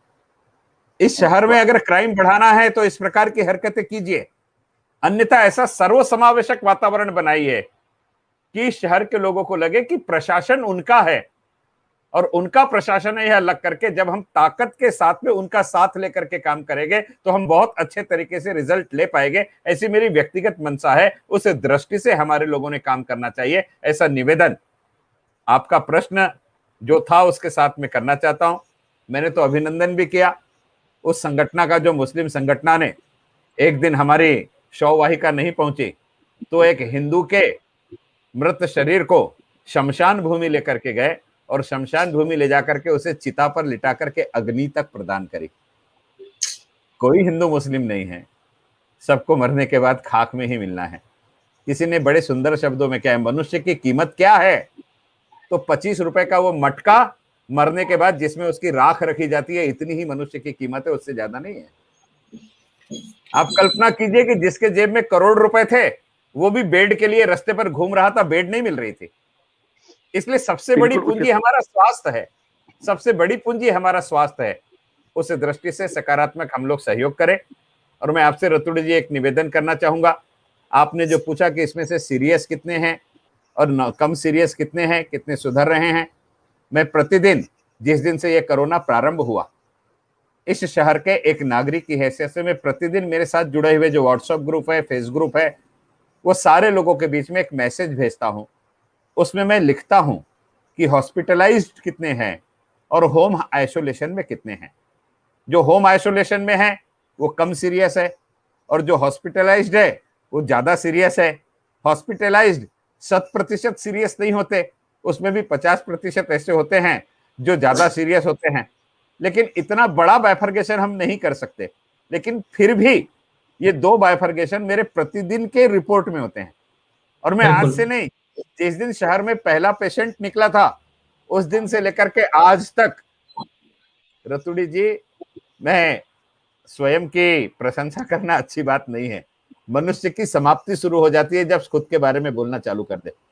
लेकिन मैं जिस दिन महापौर बना, महापौर बनने के बाद मैं 10:30-11 बजे स्नान किया रात में, और 11:15 बजे जब मैंने मैसेज डाला तो मुझे रिप्लाई आया, भैया हमें लगा था कि आप महापौर बन गए, अब ये उत्तर नहीं आएगा, ये मैसेज नहीं आएगा। लेकिन मैं पहले ही शहर का नागरिक हूं, मेरे शहर के नागरिकों को सच्ची जानकारी देना मेरी जिम्मेदारी है। जिस समय अखबार बंद थे, सूचनाएं नहीं मिलती थी, मैं दिन में 4-4, 5-5 बार इसकी सूचना देता था। और शुरुआत में तो मरीज कहाँ निकल रहा है इसकी भी जानकारी देना पड़ता था, इसलिए मोहल्ले के नाम के साथ देता था। ये बात अलग है कि उस समय 2 ही बस्ती से मुख्य लोग से निकल रहे थे कि मोमिनपुरा और सतरंजीपुरा, तो लोगों ने उस पर भी आक्षेप उठाना चालू कर दिया कि ये भाजपाई है इसलिए मोमिनपुरा और सतरंजीपुरा लगता है। अरे भाई, जिस मोहल्ले से निकल रहे थे उसका नाम निकलता था। पेशेंट के आगे कोई जात नहीं होती, कोई धर्म नहीं होता, ना डॉक्टर के आगे होती है। लोगों ने उसको गलत दृष्टि से देखने के बावजूद मैं मेरे कर्तव्य पथ से विमुख नहीं हुआ। आज भी मैं इसको भेजता हूं। अभी भी देखिए, मेरा आज का मैसेज इसलिए आने का है कि आपके पास आने से पहले मैं किसी बैठक में था, मैं विलंब से आपके बीच पहुंचा। मैंने रवि जी से रिक्वेस्ट करके अपने इस कार्यक्रम को आधा घंटा आगे बढ़ाया, लेकिन मुझे पहुंचने में 45 मिनट लग गए। मैं 9:45 बजे यहाँ पे ज्वाइन हो सका। लेकिन जैसे ही कार्यक्रम समाप्त होगा मेरा मैसेज चले जाएगा और लोग उसकी रास्ता देखते हैं कि भैया का मैसेज आया है कि नहीं। और पूरे शहर में सबसे ज्यादा वायरल होने वाला मैसेज अगर कोरोना काल में कोई रहा होगा तो दयाशंकर तिवारी का मैसेज है। महापौर दयाशंकर तिवारी का नहीं, दया भैया का मैसेज है वो। और वो मैसेज सब जगह सबसे ज्यादा सर्कुलेट हुआ है, सब ग्रुप ने सर्कुलेट किया। कुछ लोगों ने अपना नाम डाल करके सर्कुलेट किया, कुछ लोगों ने मेरे नाम के साथ सर्कुलेट किया, लेकिन जन जागृति का सबसे बड़ा माध्यम वो मैसेज बना। उसमें मैं इसकी सूचना देता हूं, आगे आने वाले समय में भी मैं इसकी सूचना देते रहूंगा, ऐसा मैं आपको विश्वास दिलाता हूं। कल से आज का आंकड़ा 400 कम है। हम ईश्वर से यही प्रार्थना करते हैं कि हमारे पहलू सकारात्मक रहे। ये इसी प्रोपोर्शन में कम होता चला गया और नागरिकों का सहयोग मिलता चला गया तो हमसे फिर से पुरानी स्थिति से भी अच्छी स्थिति में पहुंचेंगे। लेकिन नागरिकों के नितांत सहयोग की आवश्यकता है, सामाजिक संगठनों के सहयोग की आवश्यकता है। आप हमें देंगे ऐसा विश्वास भी मैं आप पर व्यक्त करना चाहता हूं। बहुत शुक्रिया। आदरणीय नितिन जी, प्लीज अगला सवाल संक्षिप्त में रखें।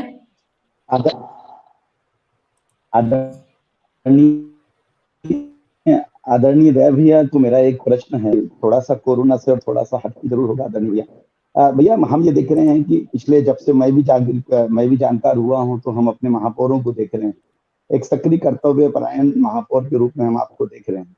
मेयो में जब पीक पे, जैसा कि आपने मैसेज के बारे में बताया, तो उस समय सचमुच इतना कोरोना का त्रासदी थी कि हम लोग ये इंतजार करते थे कि आज क्या हुआ। तो उसमें आपका मैसेज हमें पूरी सूचना देता था, जो कि अब तक है।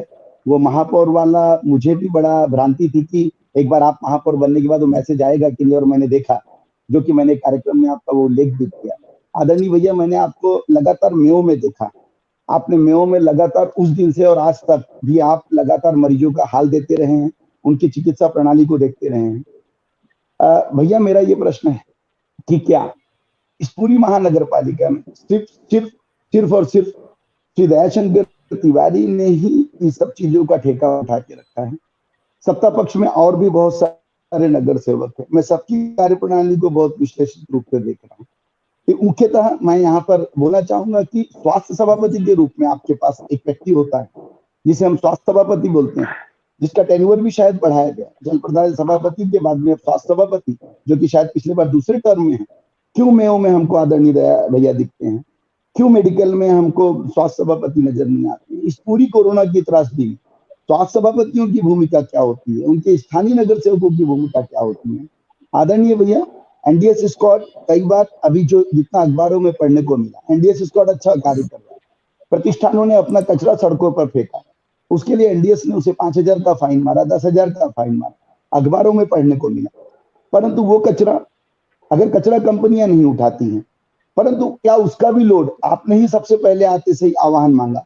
आपके महापौर होने के पहले जो हमारे तत्कालीन महापौर उस समय थे, आदरणीय जोशी साहब थे, आदरणीय विक्की कुकरेजा साहब थे, आदरणीय स्थायी समिति अध्यक्ष पिंटू झलके साहब थे, तो इन लोगों ने भी उसका आह्वान मंगवाया, लेकिन उसके ऊपर इन लोगों ने नहीं किया। मैं समझता हूं कि आपके प्रति एक कर्तव्य और कई भूमिकाएं हैं। मेयो में हमने आपको लगातार कार्यरत देखा, मेडिकल में हमने कभी स्वास्थ्य सभापति को नहीं देखा। तो क्या मुझे लगता है कि प्रशासन के साथ भी आपकी ही द्वंद्व होता रहेगा, और द्वंद्व इसलिए होता है कि आप कार्य कर रहे हैं।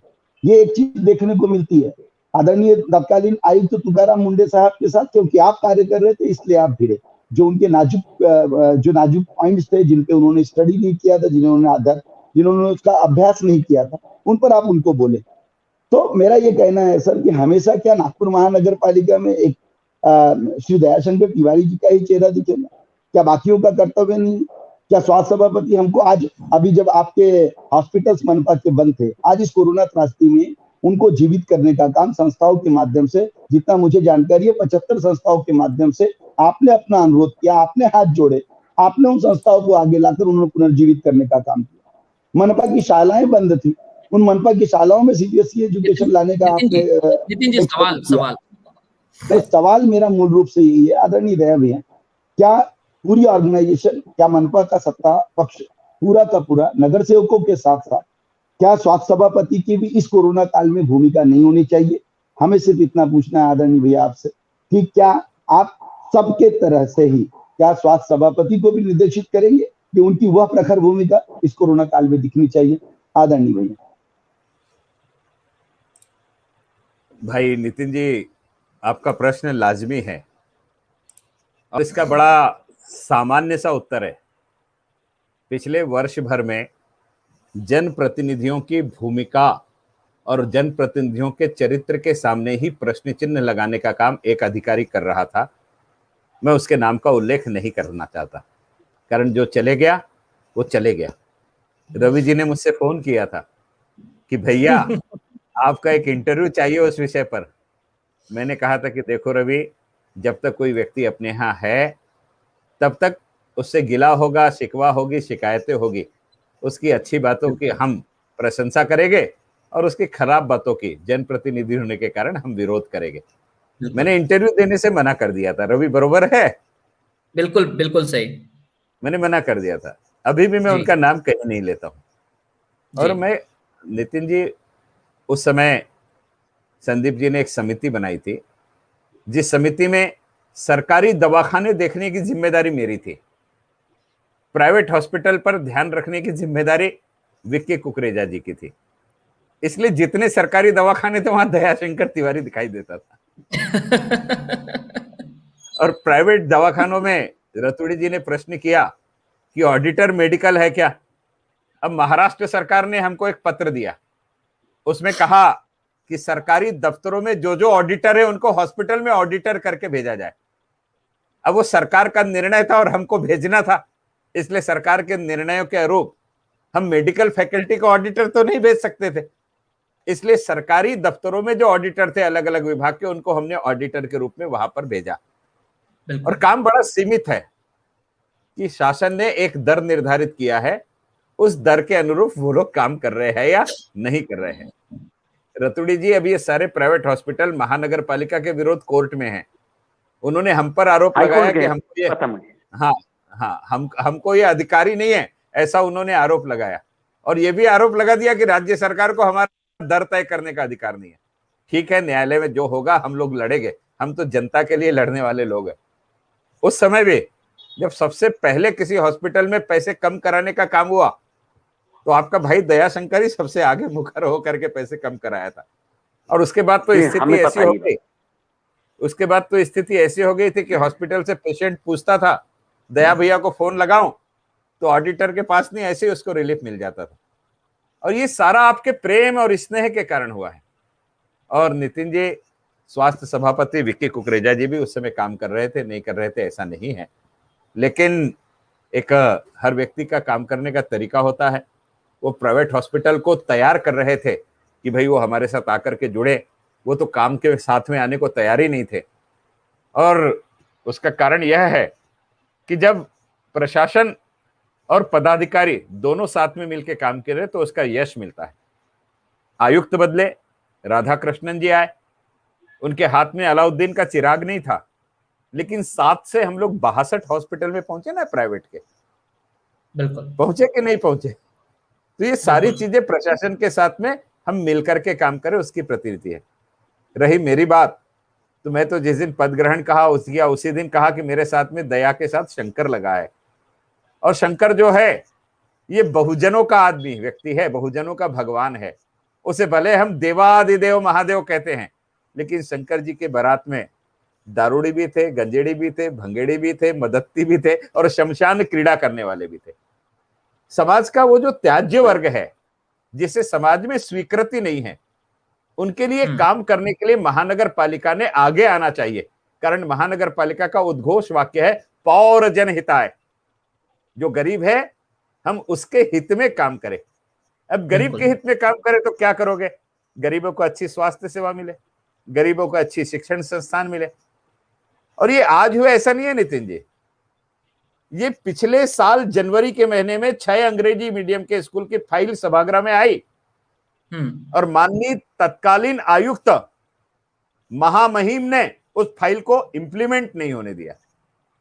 आप कल्पना कीजिए कि बच्चों की पढ़ाई की फाइल को किसी आयुक्त ने 1 साल रोका और बच्चों के भविष्य से खिलवाड़ किया। ये अच्छी बात है क्या? मैं नाम नहीं लूंगा, इसलिए नहीं लूंगा कि मैंने बताया कि जो चले गया उसका क्या नाम लेना। आज आपने अखबार पढ़ा, आभाताई पांडे वो माहिती के अधिकार के पत्र दे दे करके पूछ रही थी कि कोरोना के कार्यकाल में जो खरीदी हुई इसके बारे में जानकारी, इसके बारे में जानकारी, इसके बारे में जानकारी। मैं राजनीति विरहित व्यक्ति हूं, कारण महापौर राजनीतिक पार्टी का नहीं होता, वो शहर का होता है। और मुझे लगा कि आभाताई ये जो प्रश्न पूछ रही है ये उजागर होने चाहिए। मैंने निर्देश दिए कि आभाताई मेरे कक्ष में बैठी है, मेरे एंटी चेंबर में आभाताई बैठी और मैंने वहां फाइल पढ़ने के लिए उनको दी और उन्होंने बताया कि पिछले कार्यकाल में इस प्रकार से भ्रष्टाचार हुआ है। कार्यकाल में कौन काम कर रहा था मैं उसका नाम नहीं लेना चाहता, लेकिन ये सारी चीज दिख रही है ना। और अगर आभाताई नेतृत्व करके उस प्रशासन के कार्यकाल की त्रुटियों को सामने ला रही है, तो दयाशंकर अगर सामने लाएगा तो लोगों को लगेगा कि इसने तो जिम्मेदारी ले लिया है लड़ने की। अभी नितिन जी आपने कहा कि भैया आप ही लड़ते रहोगे, क्या करेंगे? ऐसा नहीं है, अनेक फ्रंट है, हर फ्रंट पे लोग काम करते हैं। अभी नए हमारे स्वास्थ्य सभापति बने हैं संजय महाजन जी। उनका पद ग्रहण होने के पहले से संजय महाजन जी के साथ मैं बाजार में भी घूमा, मैं हॉस्पिटल में भी घूमा, मैं वैक्सीनेशन सेंटर में भी गया, मैं कोविड केयर सेंटर में भी गया, सब जगह उनको साथ में लेकर के घुमा कि पद आप बाद में ग्रहण करोगे, लेकिन आप मेरे साथ घूम के आपको क्या करना है साथ में चालू हो जाओ।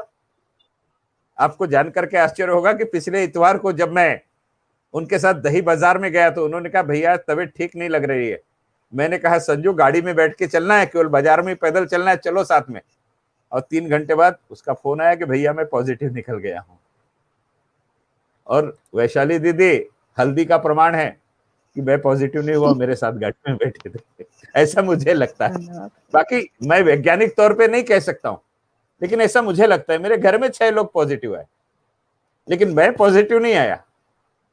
तो इसका कारण या तो ईश्वर का आशीर्वाद है, या मेरे शहर की जनता का आशीर्वाद है, या फिर मैंने बताया कि हल्दी से ही हेल्दी शब्द बना, इसका आशीर्वाद। तो मैं यही बताना चाहता हूं। मेरे पास एक संगठन आई, वो संगठन एक डेपुटेशन लेकर के आई थी कि बंद जी। स्कूलों को चालू करना चाहिए। वो बहुत आक्रामक थे। मैंने उनसे कहा कि एजुकेशन ऑफिसर जो है वो किसी मीटिंग में बाहर गई है। तो संगठन के जो प्रमुख थे वो चढ़ गए मेरे ऊपर आक्रामकता के साथ में, अगर आपकी एजुकेशन ऑफिसर यहाँ थी नहीं तो 3 दिन पहले आपने हमको समय दिया था, आपने हमको बताया क्यों नहीं आपके एजुकेशन ऑफिसर कहाँ है, हम 1 घंटे से बाहर बैठे हुए। मैंने बोला भाई साहब, मुझे भी अभी पता चला उनको कोर्ट में तारीख थी, तारीख में गई है, इसलिए मुझे क्षमा कीजिए। नहीं नहीं, हमारा समय खराब है क्या? मैंने कहा बिल्कुल नहीं है। मैंने असिस्टेंट एजुकेशन ऑफिसर को बुलाया, उनसे बात चालू करी। अब बात चालू करे तो नैसर्गिक है, समाज के बीच में झोपड़पट्टी में काम करने वाला जो व्यक्ति रहेगा उसकी आवाज अलग रहेगी, उसके बात करने का तरीका अलग रहेगा। जो आप समझिए कि आपके घर की आलू की सब्जी और किसी के साहू जी के घर की बैगन की सब्जी में जो अंतर है, यही दोनों की बात में अंतर है।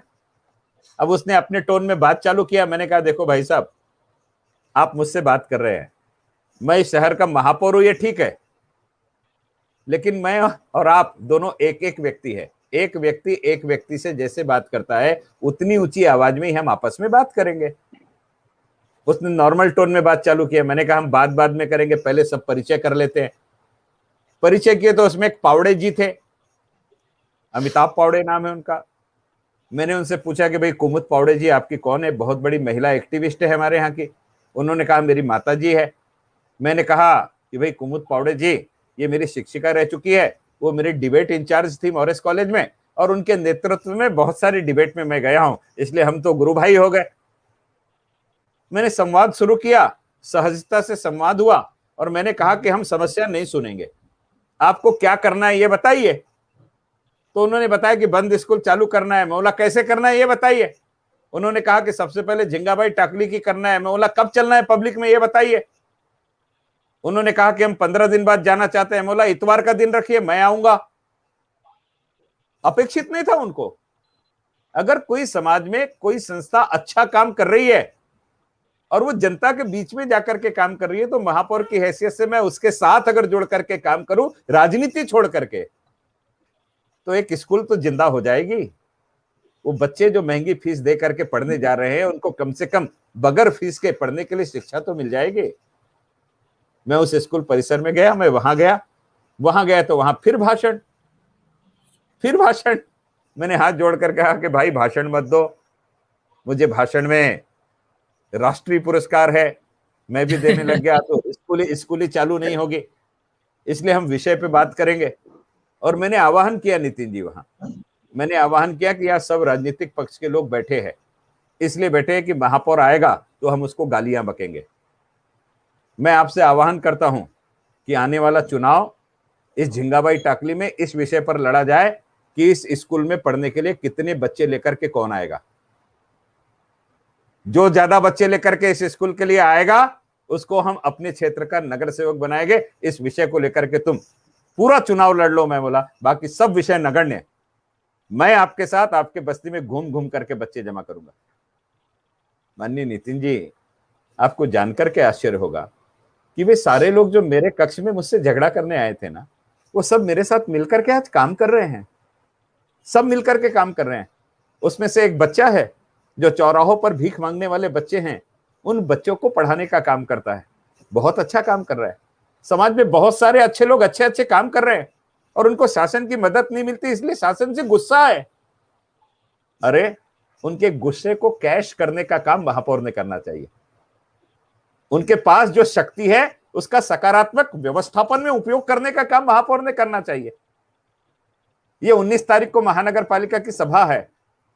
उस सभागृह में मैंने एक विषय लिया है, केंद्र सरकार के माध्यम से एक योजना आई है, उसमें मेरा नागपुर बेगर्स फ्री सिटी होगा। मेरे नागपुर में किसी चौराहे पर भीख मांगता हुआ व्यक्ति नहीं दिखेगा। इस प्रकार का संकल्प लेकर के हमने 19 तारीख की सभा में विषय लिया है। ये अनछुए विषय है। अपंगों के लिए पैसे 7.5 करोड़ रुपए की राशि में नागपुर महानगर पालिका में हम कुल मिला के ई रिक्शा बांट देते थे, ट्राइसिकल बांट देते थे। मैंने पूछा कि अपंग का मतलब अस्थि व्यंग है क्या? जिसको हाथ पैर की तकलीफ है वही अपंग है क्या? जिसको दृष्टि से कम दिखता है, नहीं दिखता, वो भी अपंग है? जिसको कम सुनाई आता है वो भी अपंग है? सेरिब्रल पल्सी भी अपंग की श्रेणी में आता है। 21 प्रकार के अपंगत्व है, इसके लिए योजना बननी चाहिए। आपको जान करके आश्चर्य होगा, पहला महापौर है जिसने योजना बनाया। अब योजना भी कैसी बनी नितिन जी, आपको सुन के खुशी होगी कि बगैर किसी गारंटी के रोजगार करने वाले अपंग व्यक्ति को 2 लाख रुपए की निधि नागपुर महानगर पालिका कैश देगी, जो नॉन रिफंडेबल होगी। कोई अपंग बच्चा हमारा दिव्यांग अगर पोस्ट ग्रेजुएट कर रहा है और वो प्रोफेशनल कोर्स में कर रहा है तो उसको 2 लाख रुपए साल का नागपुर महानगर पालिका देगी। अगर वो ग्रेजुएशन कर रहा है प्रोफेशनल कोर्स में तो उसको 1 लाख रुपए साल का नागपुर महानगर पालिका देगी। अगर मेरा दृष्टिहीन दिव्यांग पढ़ाई कर रहा है तो उसको ब्रेल लिपि का कंप्यूटर, उसको ब्रेल लिपि की पुस्तकें और उसको ब्रेल लिपि का प्रिंटर देगी, लैपटॉप देगी। ये निर्णय हमने लिया है। और जो जन्म से गूंगा और बहरा है, अगर वो 15 साल के ऊपर का है तो उसके कान में कॉपलर ट्रांसप्लांटेशन हम करेंगे और 7 लाख रुपए लगते हैं। ऐसे हर साल में 5 ऑपरेशन करने का निर्णय हमने लिया है। और इसके साथ ये भी निर्णय लिया कि एक योजना का फायदा एक व्यक्ति को मिलेगा। एक ही आदमी आके दुकान भी मांग ले, पैसा भी मांग ले, ट्राइसिकल भी मांग ले, नहीं। एक योजना का फायदा 1 वर्ष उठाने के बाद 3 वर्ष उसे कोई फायदा नहीं मिलेगा। कारण नागपुर शहर में 78,000 दिव्यांग है 2011 की जनगणना के अनुरूप। अगर एक ही व्यक्ति 4-4, 5-5 बार लेते जाएगा तो एक ही व्यक्ति के घर में सारी जानकारी जाएगी, बाकी को नहीं मिलेगी। हम ट्राइसिकल देते थे, भारत सरकार का उपक्रम है जिसके ट्राइसिकल देते थे हम लोग, लेकिन वो ट्राइसिकल के लिए वर्कशॉप नागपुर में नहीं था। मैंने निर्णय लिया कि जिसका वर्कशॉप नागपुर में नहीं, उसके ट्राइसिकल नहीं लेंगे। अब भारत सरकार का आप फोर्स से जुड़े रहे हैं, आपको पता है कि जबलपुर में हमारी फैक्ट्री है जहां से हम जोंगा जीप से लेकर के 4 टन तक गाड़ियां बनाते हैं, टैंक बनाते हैं। वहां की वो थे हमारे पास जो ट्राइसिकल आती थी। दुख हुआ कि सेना के आने वाले वाहन को मैं नहीं ले रहा हूं, लेकिन उसका नागपुर में वर्कशॉप नहीं है और मेरे दिव्यांग के गाड़ी की बैटरी खराब हो गई, ब्रेक खराब हो गया तो उसको 3-3 महीने रास्ता देखना पड़ता है। इसलिए उसको निरस्त करके लोकल व्यक्ति से सामान खरीदने की जिम्मेदारी हमने ली और हमने वितरण भी किया इस महिला दिवस पर हमारी 3 बहनों का। आने वाले मार्च से पहले ये 7.5 करोड़ रुपए की निधि हम दिव्यांगों में भी वितरित करना चाहेंगे। मुझे ये किसने बताया? तो हमारा एक नगर सेवक है दिनेश यादव, उसने बताया भैया दिव्यांग के पैसे पड़े, कुछ करो। हमारे साथ समिति में सदस्य है, हमने उसके साथ मिलकर के काम कर दिया। अगर कोई दिव्यांग, मुझे याद है मेरा मित्र है विजय मुनीश्वर, वो जब पहले बार इंटरनेशनल खेलने के लिए गया ना तो हम सब लोगों ने चंदा जमा कर करके उसको पैसे दिए। मुख्यमंत्री के पास जाने के बाद वो भी पैसे देने के लिए तैयार नहीं था, चंदा जमा कर करके दिए। और जब वो वापस आया तो लोटस क्लब के माध्यम से एयरपोर्ट से गांधी बाग बगीचे तक लाने का काम भी हमने किया कि मेरे शहर का दिव्यांग है। आज वो अर्जुन पुरस्कार विजेता है, द्रोणाचार्य पुरस्कार विजेता है, पूरे महाराष्ट्र में अकेला है जिसको दोनों पुरस्कार मिले हैं। गौरव है अपने शहर का।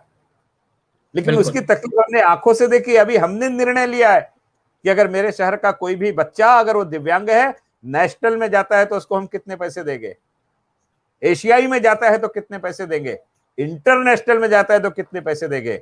और पैसे का मतलब नकदी पैसे नहीं, उसके आने जाने की टिकट देंगे, उसके रहने की व्यवस्था के पैसे देंगे, साथ ही साथ में उसके एंट्री फीस के पैसे हम देंगे। ये सारी सुविधा करने का हमने निर्णय लिया।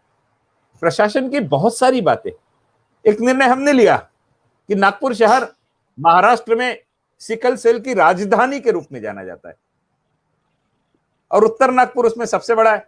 हम सिकल सेल का डे केयर यूनिट चालू कर रहे हैं और मुझे तो ऐसा लगता है कि अगर आपका मन साफ हो तो भगवान आपका साथ देता है। मैंने सिकल सेल का डे केयर सेंटर खोलूंगा ऐसी घोषणा करी। अभी 15 दिन पहले सांसदों की जो डीपीसी की मीटिंग होती है दिशा नाम से, उसमें महात्मा जी नितिन जी के प्रतिनिधि के रूप में मीटिंग ले रहे थे और मैंने उनसे निवेदन किया कि डॉक्टर साहब क्या ग्रामीण में ही काम करोगे? शहर के लिए कोई योजना नहीं है। ये सिकल सेल का सेंटर अगर शहर में बन जाए तो ग्रामीण को लोग भी उसका फायदा ले सकते हैं। और मेरे पास तो बिल्डिंग से लेकर के सारी चीज मौजूद है, और मैं मेरे बजट में 65 लाख रुपए रखा है। आपकी तरफ से और मदद आ गई तो अच्छा हो जाएगा। आपको सुनकर के खुशी होगी कि डॉक्टर महात्मा जी ने मेरी बात को तुरंत स्वीकृत किया, और सेंट्रल गवर्नमेंट के फंड से हम लोग नागपुर महानगर पालिका के पांचपावली के हमारे केंद्र में मैटरनिटी होम में इस सेंटर को, डे केयर सेंटर को शुरू कर रहे हैं, जिसमें मेडिकल की रिटायर्ड डीन श्रीखंडे मैडम एक ऑर्गेनाइजेशन के रूप में रहेगी, डॉक्टर महात्मा स्वयं एक ऑर्गेनाइजेशन के रूप में रहेंगे, और शहर में इस सेक्टर में काम करने वाले लोग भी हमारे साथ रहेंगे, जहां सिकल सेल और थैलीसीमिया के ऊपर में हम सारी चीज करेंगे। एक और नई चीज, कोरोना में मां को, अगर गर्भवती महिला को कोरोना हो गया तो मां अपने बच्चों को फीडिंग नहीं करा सकती, दूध नहीं पिला सकती। ऐसे बच्चों के दूध की व्यवस्था कहां से होगी, ये प्रश्न चिन्ह था। हमने निर्णय लिया कि नागपुर महानगर पालिका ह्यूमन मिल्क बैंक बनाएगी, यानी मां के दूध का बैंक नागपुर महानगर पालिका से संचालित होगा। वो भी करने का निर्णय हम लोग करें। ये अनछुए पहलू है। और मुझे किसने बताया, दयाशंकर जीवन भर विद्यार्थी है, शिक्षक नहीं है। और जो विद्यार्थी होता है ना, वो लोगों से लेते जाता है, और जो लेते जाता है ना, आप देखो समुद्र में पानी कहां से आता है भाई, सब नदियां लेके आती है ना, तभी पानी आता है ना। और नदियां मीठा पानी लेकर आती है और समुद्र का खारापन कम करती है। आपके पास जो भी समस्या लेकर के आएगा, आपको दिशा देने के लिए आएगा, उसको सकारात्मक दृष्टि से लो, तो आपके सामने नीति भी साफ होगी, नियत भी साफ होगी, आने वाला भी खुश होगा और आपके बारे में अच्छी बात करेगा। मैं विनम्रता से कहना चाहता हूं, मेरे कक्ष में आने के बाद कोई राजनीतिक मतभेद किसी से नहीं होता, चाहे वो किसी भी राजनीतिक पक्ष का हो, उसे ससम्मान में मेरे साथ बैठाता हूं, कारण मैं महापौर शहर का हूं। और इस भाव के कारण सबका मुझे सहयोग मिल रहा है। नितिन जी, मैं जो 75 क्लिनिक चला रहा हूं ना, इसमें मैंने तो शहर के कांग्रेस अध्यक्ष विकास ठाकरे जी से कहा है कि एक क्लिनिक कांग्रेस कार्य समिति ने चलानी चाहिए, और आपसे भी कहता हूं एक क्लिनिक शिवसेना ने भी चलानी चाहिए।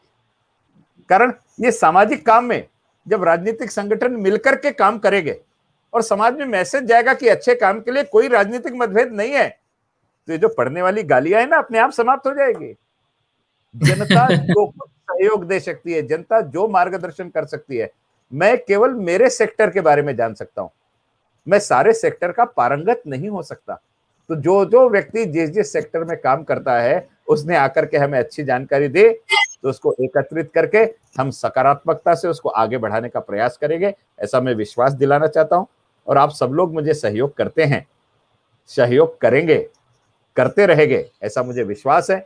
मैं नगर सेवक था तब भी करते थे आप, आज भी मैं महापौर हूं तो भी आप करते हैं, और मुझ में कोई परिवर्तन नहीं है। जैसा मैं नगर सेवक था वैसे ही आज भी हूं, कल भी मैं दया भैया था, आज भी मैं दया भैया हूं, और कल भी मैं दया भैया ही रहने वाला हूं। मैं अपने भैया शब्द को कहीं पीछे नहीं हटने दूंगा, ऐसा विश्वास बहुत शुक्रिया भैया। मैं 3 सवालों को क्लब करके आपके पास भेज रहा हूं।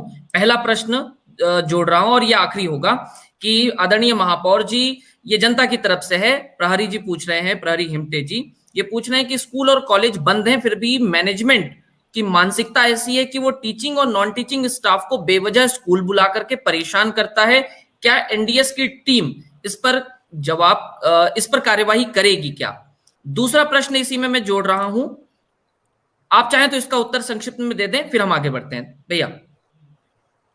आज ही मैंने हमारे अतिरिक्त आयुक्त जो कोरोना देखते हैं श्री राम जोशी, उनसे कहा, और मजाक मजाक में मैंने यह भी कहा कि भाई मैं नाम नहीं लेना चाहता, लेकिन मेरा भी पूरा परिवार शिक्षा के क्षेत्र में ही है करके आप समझ गए होंगे जी। और मेरा ही अनुभव ऐसा है कि टीचरों को बुलाया जा रहा है करके, और उनसे मैंने कहा कि इसके ऊपर टास्क फोर्स ने काम करना चाहिए। रवि जी, इसमें विषय ऐसा है कि कुछ कॉलेजों पर पिछले सप्ताह नागपुर महानगर पालिका की टीम रेड मारने के लिए गई। तो जब पहले सप्ताह गई थे तो वहां पर एग्जाम चालू थी, इसलिए वो बच गए।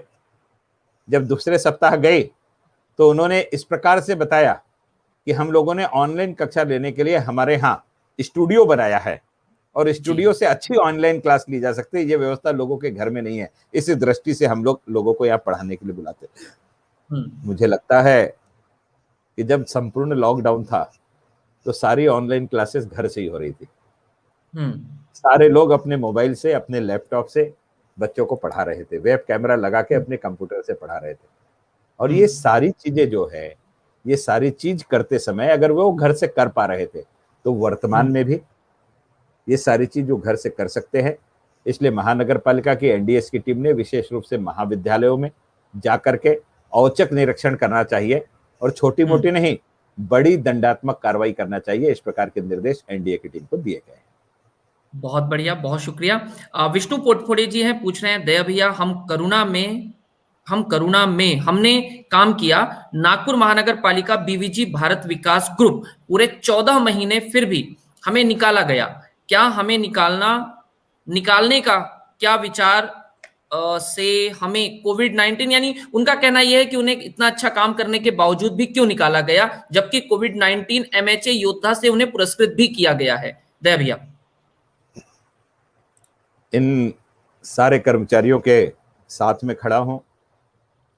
मैंने इन्हें विश्वास भी दिलाया कि आप में से प्रत्येक व्यक्ति इस काम पर आएगा। अभी पहले टप्पे में उन्होंने कुछ 25-30 बच्चों को लिया है और स्पष्ट रूप से उस संस्था को कहा गया है। मैं एक चीज बहुत स्पष्टता से बताना चाहता हूं जी। अगर मैं इसे प्रशासकीय तरीके से सुलझाना चाहूंगा तो इसमें उत्तर नहीं निकलेगा और इन कर्मचारियों का हित भी नहीं होगा। कारण मैंने इस विषय को लेकर के लेबर कमिश्नर को बुलाया और लेबर कमिश्नर ने नियमों के अंतर्गत इन कर्मचारियों को निकालने की उसे अनुमति दी। अब इसमें सबसे बड़ी अथॉरिटी जो है वो लेबर कमिश्नर है और अगर उसने नियमों के अंतर्गत उनको अनुमति दी है तो उसके अगेंस्ट पिटीशन में जाना कर्मचारियों की मजबूरी होगी, लेकिन वो सॉल्यूशन नहीं हो सकता है। इसलिए मैंने कहा कि भाई इन कर्मचारियों के भरोसे तुमने अपना पिछला पूरा कार्यकाल गुजारा और इसलिए ऐसे संकट के काल में उन्हें बाहर मत निकालो करके। मेरी बात को उन्होंने स्वीकृत किया, समय मांगा। कुछ लोगों को वो लोग बीवीजी में यहाँ रखेंगे महानगर पालिका में और कुछ लोगों को नागपुर शहर में दूसरी संस्था में उनको काम मिला है, उस संस्था में ले जाकर के काम देंगे। इस प्रकार से संपूर्ण लोगों को वो काम पर लेने का उन्होंने विश्वास दिलाया है। लेकिन केवल इतना ही भाग नहीं है, दूसरा और इससे जुड़ा हुआ भाग है कि इस कंपनी की कचरा संकलन को लेकर भी शिकायत है। इस कंपनी की कचरा की जगह अन्य पदार्थ साथ में ले जाने की भी शिकायत है। मैंने महानगर पालिका एक विस्तारित बैठक ली, उस विस्तारित बैठक में इन सारी चीजों का अहवाल मांगा। कर्मचारियों की, हमारे अधिकारियों की एक समिति बनाई है। मेरे मिनट्स के बाद में वो अधिकारियों की समिति से संपूर्ण अहवाल मांगा है। जो कर्मचारियों को लेकर के अहवाल था उसमें उसने पहले खेप में कुछ लोगों को ले लिया है, दूसरे खेप में और कुछ लोगों को लेगा और बाकी लोगों को दूसरी जगह कंपनसेट करेगा, ऐसा अहवाल आया है। जो कचरे को लेकर के, कारण कचरा संकलन समिति के साथ में हमारा जो करार हुआ है, उस करार की ऐसी बहुत सी बातें हैं जो बहुत सी बातें का उसमें उल्लेख ही नहीं है। और नितिन जी ने पूछा कि क्या आप ही काम करेंगे, तो नितिन जी जब मैंने बैठक ली तो विक्की कुकरेजा जी हमारे सभापति थे। मैंने उनसे कहा कि इनसे बात करो और एजी वालों से पूछो कि आपके यहाँ से ऐसा कौन सा वार्ड है जिस वार्ड में पूरा सेग्रीगेट होकर के कचरा अलग अलग आता है, और बीवीजी वालों से पूछो और उस वार्ड की गाड़ी बुलाओ। मैं पहला महापौर था जिस महापौर ने जहां मीटिंग हो रही थी वहां गाड़ी बुला करके फिजिकली चेक करवाया अध्यक्ष से कि कचरा सेग्रीगेट हुआ है या नहीं हुआ है करके। मैंने अधिकारी से नहीं कहा, फिजिकली वेरिफिकेशन करने के लिए कहा, और मैं नहीं गया, स्वास्थ्य समिति के अध्यक्ष से ही कराया। उसके फोटोज और वीडियोज मैंने देखे कि हाँ सेग्रीगेट हुआ है या नहीं। उनका सौभाग्य था कि जो दोनों गाड़ी आई वो दोनों गाड़ी सेग्रीगेट की हुई थी करके। हाँ, गाड़ी विलंब से क्यों आई इस पर मैंने टिप्पणी करी और मैंने कहा कि आपने विलंब से इसलिए गाड़ी लाई कि आपने जो आपके पास जो सेग्रीगेट किया हुआ कचरा था उसी को भर के लाया होगा, ऐसा मेरा मानस है। इसलिए मैं दोबारा औचक निरीक्षण स्पॉट पर आकर के करूंगा करके। ये सहज प्रक्रिया है। आने वाला हमारा जो सभापति है स्वास्थ्य समिति का, संजय महाजन, वो कोरोना ग्रसित हो गया। अब सौभाग्य से उसकी रिपोर्ट RT-PCR निगेटिव है, लेकिन उसके चेस्ट में इन्फेक्शन है, लंग्स में इन्फेक्शन है, इसलिए निमोनिया होने के कारण वो एडमिट है। वो बाहर आने के बाद उसके नेतृत्व में हम लोग इस पे अच्छा काम करेंगे और इन कंपनियों से शहर के दृष्टि से अच्छा काम कराने के लिए जो भी ताकत लगती होगी वो ताकत लगाएंगे। और इन पर दंड करने में हम कहीं भी पीछे नहीं रहेंगे। कारण अच्छे काम के लिए प्रशंसा होनी चाहिए और गलत काम के लिए दंड मिलना ही चाहिए, इस मत का मैं हूं। जी बहुत बहुत बहुत बहुत धन्यवाद। जी संदीप शाहू जी हैं। आज का अंतिम सवाल, रोजगार के लिए महानगर पालिका के महापौर जी ने क्या सोचा है? और सुमित मिश्रा जी को साथ में जोड़ लीजिएगा कि महापौर और पालक मंत्री दोनों के आपस के कॉन्फिडेंस को लेकर के जनता क्यों पिसती है? दोनों का आप संक्षिप्त उत्तर दें ताकि हम चर्चा को समाप्त कर सकें। देखिए रवि जी, जिस दिन मैंने पद ग्रहण किया था ना, उस दिन मैंने मंच से कहा था जी कि 1997 में मैं पहले बार नगर सेवक बना। उसके पहले मैं नगर सेवक नहीं था, लेकिन उस समय 96 में नागपुर महानगर पालिका की महापौर कुंदाताई विजयकर थी और कुंदाताई विजयकर कांग्रेस पक्ष की थी। ये सौभाग्य विचित्र है कि नागपुर शहर के पहले महापौर कुंदाताई के पिताश्री थे और नागपुर शहर की पहली महिला महापौर कुंदाताई रही। और कुंदाताई कांग्रेस की महापौर होने के बावजूद उस समय भाजपा और शिवसेना की सरकार में पालक मंत्री नितिन जी गडकरी थे और इस शहर में उस समय सीमेंट रोड की जो सौगात दी गई वो नितिन जी के नेतृत्व में दी गई। मैंने मंच से कहा था कि मुझे लगता है उस समय अगर महापौर कुंदा जी थी तो इस समय महापौर दयाशंकर है, और उस समय पालक मंत्री नितिन जी थे तो इस समय भी नितिन जी है, केवल सरनेम बदला है। जो मदद उन्होंने की थी वो मदद ये भी करेंगे, ऐसा मुझे विश्वास है। स्पष्ट रूप से की थी मैंने, मेरे तरफ से सकारात्मक बात की। मेरे और आयुक्त के संवाद नियमित होते हैं, हम नियमित बात करते हैं। हमें कभी भी किसी विषय को लेकर के टकराव नहीं है। मैं आपको बहुत कृपापूर्ण निवेदन करके बताना चाहता हूं कि मैंने महानगर पालिका के बच्चों के लिए सुपर 75 योजना बनाई जी कि मेरे महानगर पालिका के बच्चे 8वीं से 12वीं तक अच्छी ट्यूशन क्लास में पढ़ेंगे, इसमें से 25 डॉक्टर, 25 इंजीनियर और 25 एनडीए के अधिकारी बनेंगे करके। एक दिन आयुक्त महोदय का फोन आया, मुझे आपका समय चाहिए। वो मिलने के लिए आए। आपको पता है रवि जी किस लिए मिलने आए? उन्होंने कहा कि नागपुर का बच्चा कोटा में जाके पैसे देके अगर पढ़ता है तो मेरा कारपोरेशन का 8वीं क्लास का बच्चा ट्यूशन में पढ़ने के बाद घर जाएगा तो बस्ती में उसको वो वातावरण नहीं मिलेगा। तो क्या हम हमारे इन बच्चों के लिए रेसिडेंशियल व्यवस्था कर सकते हैं? विषय किसका था रवि जी? दयाशंकर बच्चों का। और उन्होंने बताया कि सबसे बड़ी जो समस्या थी कि इन्हें पढ़ाएगा कौन, वो तो आपने जमा कर लिया है। हम हमारी इमारत में इनके रहने और भोजन की व्यवस्था करेंगे, ये बच्चे यहाँ रह करके पढ़ेंगे और ये बच्चे जब शहर में का नाम पूरे देश में रोशन करेंगे तो मुझे भी अच्छा लगेगा कि मेरे हाथ से अच्छा काम हुआ। अपनी बात को प्रतिनिधि ने प्रशासन के मुख से अपनी बात को उगलवा लेना, उसको उसके लिए अंगीकृत करने के लिए और उसे एग्जीक्यूट करने के लिए जिम्मेदारी उसको मानसिक रूप से तैयार कर लेना, इससे अच्छी कोई बात नहीं हो सकती। मैंने 75 हॉस्पिटलों का विषय रखा था। टाटा ट्रस्ट के सीईओ नागपुर आए थे। उस बैठक में हमने उनका सत्कार किया और सत्कार करने के बाद आयुक्त महोदय ने उनसे निवेदन किया।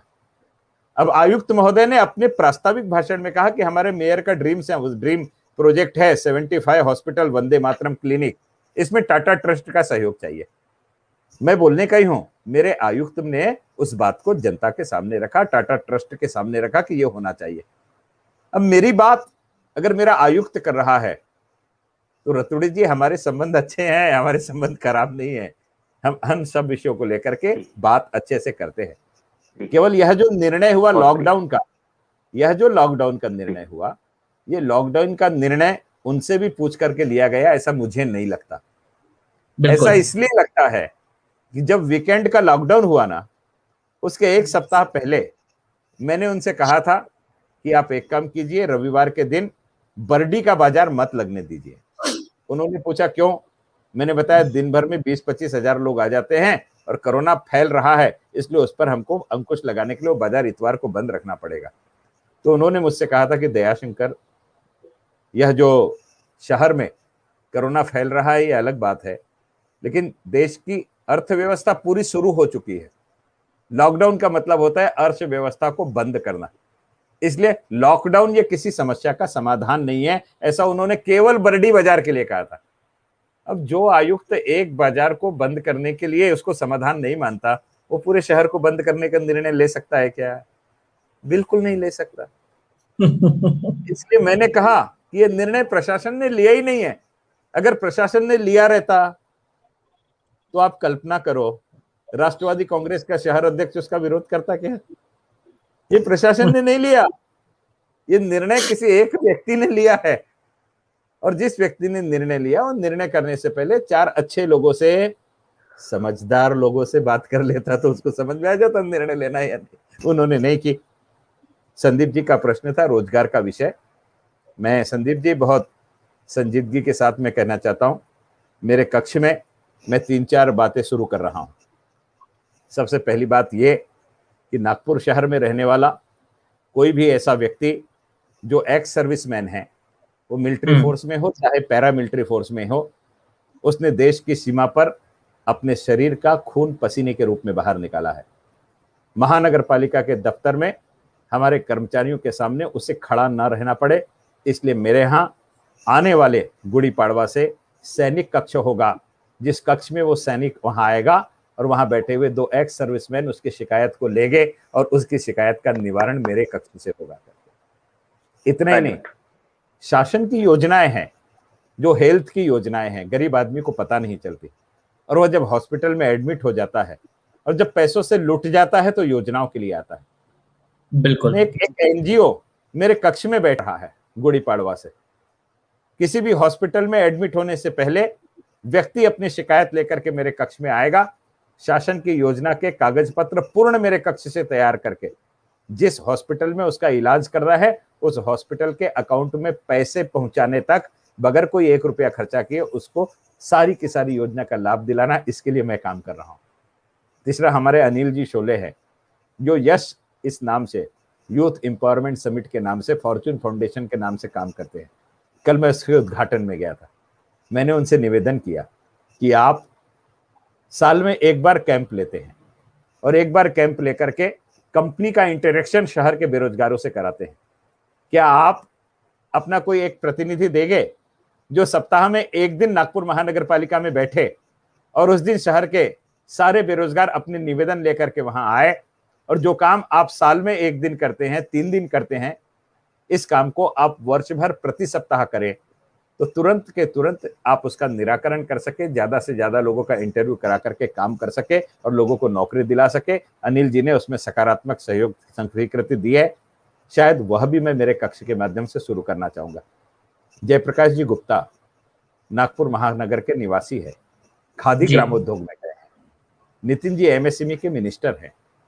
ये दोनों मंत्रालयों के माध्यम से हम नागपुर महानगर पालिका में एक कक्ष खोल करके लोगों को प्रशिक्षण, रोजगार और रोजगार के साथ उद्योग के साथ साथ उत्पन्न करने वाले प्रोडक्ट को मार्केट उपलब्ध करा करके देना, इस सारी दिशा का नियोजन हम तीनों बैठ करके करेंगे। अभी वो प्रोजेक्ट पाइपलाइन में है, इसको हम बहुत सकारात्मक रूप से बाहर लेकर के आएंगे। इससे नए रोजगारों का सृजन भी हम लोग अच्छे से कर पाएंगे और ये सारी चीजें इस शहर के नौजवानों को लेकर के, महिलाओं को लेकर के रोजगार मिल सके, इस विषय को लेकर के हम लोग कर रहे हैं। लीक से हट करके आप देखिएगा रवि जी, महानगर पालिका की जिम्मेदारियां है, नाली है, गटर है, स्ट्रीट लाइट है, साफ सफाई है, ये सब है, लेकिन ये काम करने के लिए शहर में 145 नगर सेवक है और उनकी तकलीफ का निराकरण करने के लिए मैं बैठा हूं। इसलिए इन 3-4 समस्याओं के अलावा ऐसे जो सेक्टर है जो महानगर पालिका से अछूते हैं, चाहे वो दिव्यांग का क्षेत्र हो, चाहे वो शिक्षा का क्षेत्र हो, चाहे वो जन सहभागिता से स्वास्थ्य सुधारने का क्षेत्र हो, ये सारे क्षेत्र में मैं काम कर रहा हूं। और काम करते समय महानगर पालिका के जो सीनियर नगर सेवक है, हर योजना का एक एक गार्जियन बना के काम कर रहा हूं। आपको सुनकर के आश्चर्य होगा कि महानगर पालिका हमारी महिलाओं की उद्योजिकाओं के लिए एक भवन जिजाऊ के नाम से बना रही है और उस भवन में एमएसएमई का ऑफिस खोल करके हम वही प्रशिक्षण, वही रोजगार और वही से बाजार देने की बात कर रहे हैं। 9 मंजिल की इमारत महानगर पालिका हमारी बहनों के लिए बना रही है, हम कर रहे हैं। बिल्कुल। अब क्या करें, प्रधानमंत्री लोगों को रोजगार देने वाला बहुत देर से बना, इस शहर के बारे में विचार करने वाला केंद्रीय मंत्री इस देश में बहुत देर से बना और नागपुर का मुख्यमंत्री भी बहुत देर से बना ना। तो ये सारी चीजें महापौर भी बहुत देर से, इसलिए हम उस चीज को आज अच्छे से करना चाह रहे हैं और इन सबका आशीर्वाद हमें है। देवेंद्र जी का मार्गदर्शन मिलता है, नितिन जी का मार्गदर्शन मिलता है, और मैं तो नितिन राउत जी का भी मार्गदर्शन लेने के लिए तैयार हूं इस शहर के लिए। मैं बहुत कृपापूर्ण आपको बताना चाहता हूं कि मेरा एक ड्रीम प्रोजेक्ट कि शहर में दूध का व्यवसाय करने वाले हमारे जो यदुवंशी है, इन यदुवंशियों को दूध का व्यवसाय करते समय बारिश के समय में जब गोधन गीले में नहीं बैठ के सड़क पर बैठता है तो बार बार चालान होता है, 4-4, 5-5 हजार रुपए का चालान होता है, और चालान ना करे तो एक्सीडेंट होकर के लोगों के प्राण जाते हैं। इसलिए इनके लिए एक नंदग्राम योजना मैंने मेरे बजट में बनाई थी 2012 में। शासकीय यंत्रणा से झूलते झूलते वो अभी फाइल इंप्लीमेंट होने के लिए आई है। मैं सुनील केदार जी से मिला, उन्होंने सहर्ष कहा कि इस बजट में मैं 100 करोड़ रुपए उस योजना के लिए दूंगा। मैं सुनील जी का अभिनंदन करना चाहता हूं। मैं किसी मंत्री को किसी भी विचार का हो, किसी भी दल का हो, वो जनता ने मंत्री बनाया है। मैं वडेट्टीवार जी से मिला और मैंने उनसे निवेदन किया कि आपके पास ओबीसी मंत्रालय है, इस शहर में बहुत बड़ा ओबीसी वर्ग है, क्या ओबीसी वर्ग को एमपीएससी यूपीएससी पढ़ने के लिए पुणे ही जाना पड़ेगा? महानगर पालिका इंस्टीट्यूट चलाने के लिए तैयार है, उसके पैरामीटर आप तैयार कीजिए, अपनी ग्रांट हमें दीजिए, हम इंस्टीट्यूट चलाएंगे। 1 सेकंड लगा रवि जी उनको, आप आगे बढ़िए, मैं आपके साथ हूं। उन्होंने बताया कि प्रति विद्यार्थी 1,20,000 का खर्चा मैं दूंगा अगर वो रेसिडेंशियल होती है तो। और दूसरा फोन मैंने नहीं किया, दूसरा फोन महाज्योति से मुझे आया कि मंत्री महोदय ने आपसे चर्चा करने के लिए कहा। मैं महाज्योति में गया तो मैंने अखबार में नहीं दिया कि मैं महाज्योति के कार्यालय में जाके आया हूं। महाज्योति के वहां के मैनेजर ने प्रेस को बताया कि महापौर की यहां विजिट हुई है। आप कल्पना कीजिए कि अच्छे लोग हैं काम करने वाले। वडेट्टीवार जी उसके लिए पैसे देने के लिए तैयार है, सुनील जी इसके लिए पैसे देने के लिए तैयार है, और मेरे मित्र हैं किशोर तिवारी जी। मैंने तो उनसे कहा है कि मुझे उद्धव जी के साथ भी आपके साथ चलना है, और आप तिवारी है इसलिए आपके साथ चलना है करके। ये मेरा छोटा भाई शहर का महापौर है, इस शहर के विकास के लिए मुझे अलग से और भी पैसे चाहिए। मैं सबको साथ लेकर के, कोई राजनीतिक भेद ना करते हुए, मैं किसके लिए पैसे मांग रहा हूं? मेरे घर बनाने के लिए मांग रहा हूं, मेरे परिवार के लिए मांग रहा हूं। अरे जिन्होंने मुझे निर्वाचित करके इस शहर का ट्रस्टी बनाया है, मैं वो ट्रस्टी हूं, उस विश्वस्त हूं इस शहर का, और इसलिए जिन्होंने मुझे बनाया है उनके लिए पैसे मांग रहा हूं, तो मुझे शर्म किस बात की? और मैं तो मजाक में कहता हूं कि ब्राह्मण कुल में पैदा हुआ हूं, और ब्राह्मण का काम क्या है? भिक्षा मांगना और शिक्षा देना। समाज को शिक्षित करने के लिए मुझे किसी के सामने हाथ फैलाना पड़े तो उसमें किसी भी प्रकार से मुझे संकोच नहीं होता। इस शहर के लिए नितिन राउत जी अगर इस चर्चा को सुन रहे हैं तो इस लॉकडाउन को लेकर के मेरा उनसे विरोध है, दूसरे किसी काम के लिए विरोध नहीं है। और रतुड़ी जी, आपको मैं बताना चाहता हूं कि प्रशासन से हमारा बिल्कुल भेदभाव नहीं है। जिस दिन वैक्सीनाइजेशन शुरू हुआ ना, उस दिन मैं और पालक मंत्री हम दोनों वैक्सीनाइजेशन सेंटर पर पहुंच गए, और आयुक्त महोदय की गाड़ी खराब हो गई। आयुक्त महोदय 20 मिनट बाद पहुंचे। प्रोटोकॉल के हिसाब से उन्होंने पहले पहुंचना चाहिए था, लेकिन गाड़ी खराब हो गई इसलिए 20 मिनट बाद पहुंचे। मैं महापौर शहर का प्रथम नागरिक, वो महाराष्ट्र सरकार के पालक मंत्री। हम वैक्सीनाइजेशन सेंटर की शुरुआत कर सकते थे, लेकिन हम दोनों ने चहलकदमी होते हुए आपस में बात करी, और उन्होंने बात में यही पूछा, दयाशंकर स्टेज से मेरा नाम लिया था। बोला क्यों नहीं लूंगा, आपको और मैं विद्यार्थी जीवन से मित्र है, इस शहर के लिए पैसे लगेंगे। उन्होंने यादी मांगी, मैंने यादी दी, मैंने पत्र भेजा 317 करोड़ रुपए चाहिए। मैं तो इस शहर के लिए मांगने के लिए तैयार हूं। और 20 मिनट बाद हमारे कमिश्नर आए और हम तीनों ने मिलकर के सेंटर का उद्घाटन किया। प्रशासक से झगड़ा करके कुछ नहीं हो सकता, कुछ मुद्दों पर झगड़ा होगा, और वो मुद्दे जनता के हित के होगा, और झगड़ा करना हमारी जनता के हित के लिए आवश्यक होगा, लेकिन रोज तो झगड़ा नहीं होगा ना। और अगर हम रोज झगड़ा करेंगे तो लोग भी हमें पागल ही समझेंगे ना। और अभी तक तो इस श्रेणी में आपका भाई आया नहीं है, बिल्कुल नहीं।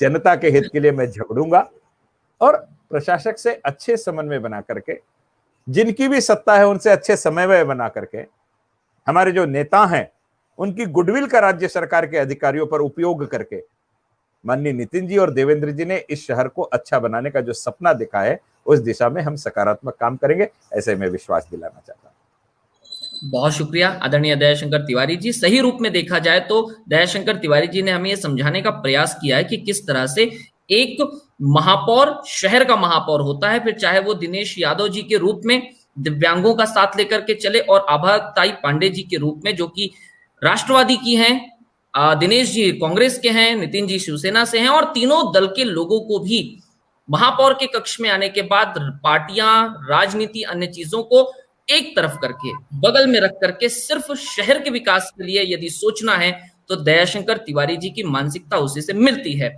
और जहां पर हक और अधिकार जनता का हो वहां पर पालक मंत्री के साथ एक या दो बात पर विवाद हो सकता है, लेकिन मंच से उनके लिए अच्छे शब्द निकाल करके उनके पास जा करके झोली और दामन फैला करके मैं मदद मांगने को तैयार हूं, ये भी यदि कोई कह सकता है तो वो नागपुर शहर के महापौर आदरणीय श्री दयाशंकर तिवारी जी हैं।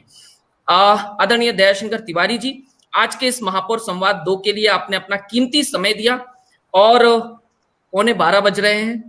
इस वक्त आपका इतना सानिध्य प्राप्त होना ये हमारे लिए सौभाग्य की बात है। शायद समय का पता आपको भी नहीं चला, बीच में मैंने रोकना अपने आप को भी उचित नहीं समझा, लेकिन आपका यह अपनापन और आपका यह बड़प्पन कुल 102 लोग अभी तक देख रहे हैं। हमारे लिए यह सौभाग्य की बात है कि अपने प्रिय महापौर को लोग जानना चाह रहे हैं। मेरे पास व्हाट्सएप के द्वारा भी आपके लिए प्रश्न आ रहे हैं, यहां पर भी प्रश्न हैं, कई सारे प्रश्न हैं जो आपसे पूछना चाहते हैं, लेकिन जो वैलिड प्रश्न थे, आवश्यक प्रश्न थे, हमने उन प्रश्नों को आज यहां पर लिया है। कुछ और अनिवार्य होंगे, हम आप तक भेजेंगे। आपने अपना कीमती समय दिया, हम इस हेतु आपका तहे दिल से आभार मानते हैं। आदरणीय नितिन तिवारी जी, वैशाली अटलोए जी, डॉक्टर वैशाली अटलोए जी और अरविंद कुमार रतूड़ी जी, आप तीनों ने अपना कीमती समय दिया, हम आप तीनों का आभार मानते हैं।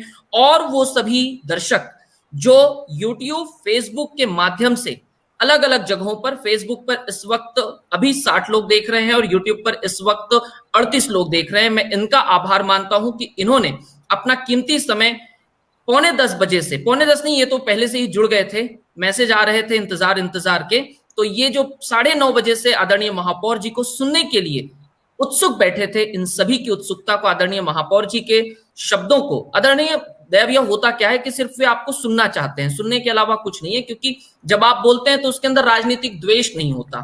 ऐसा महापौर आज तक शहर को मिला नहीं है जो इस प्रकार से मीठी मीठी बातों को या ब्राह्मणत्व के भाव से लोगों को अपना बना ले। हम घुसते लड़ाई और झगड़े के मूड से हैं और आप उनको चाय पिला करके, अपना बना करके, गले में हाथ डाल करके जब निकलते हैं तो बाहर बैठे लोगों को समझ में नहीं आता अंदर गया किस मूड से था और बाहर आया किस मूड से है।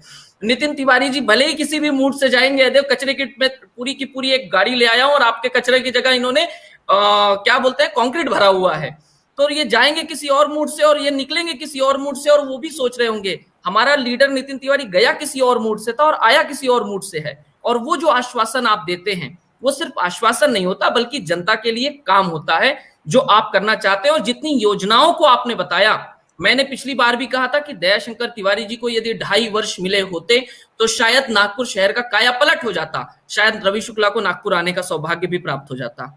सही रूप में देखा जाए तो ये एक बड़ी विसंगति है कि एक अच्छे नेता के रूप में नागपुर शहर को भले ही 1 ही वर्ष के लिए व्यक्ति मिला है, लेकिन आने वाला महापौर जो भी होगा वो आदरणीय दयाशंकर तिवारी जी की मानसिकता और उनके दूरदर्शिता को लेकर के यदि आगे बढ़ता है तो शहर को बहुत कुछ प्राप्त हो सकता है। समय अधिक ना खराब करते हुए आप चारों का आभार व्यक्त करते हैं और शहर के प्रथम नागरिक आदरणीय श्री दयाशंकर तिवारी जी का कोटिश आभार कि उन्होंने अपना कीमती समय दिया और आज की इस चर्चा को सार्थक बनाया। बहुत शुक्रिया, धन्यवाद, जय हिंद। धन्यवाद, बहुत बहुत धन्यवाद। धन्यवाद। प्रणाम।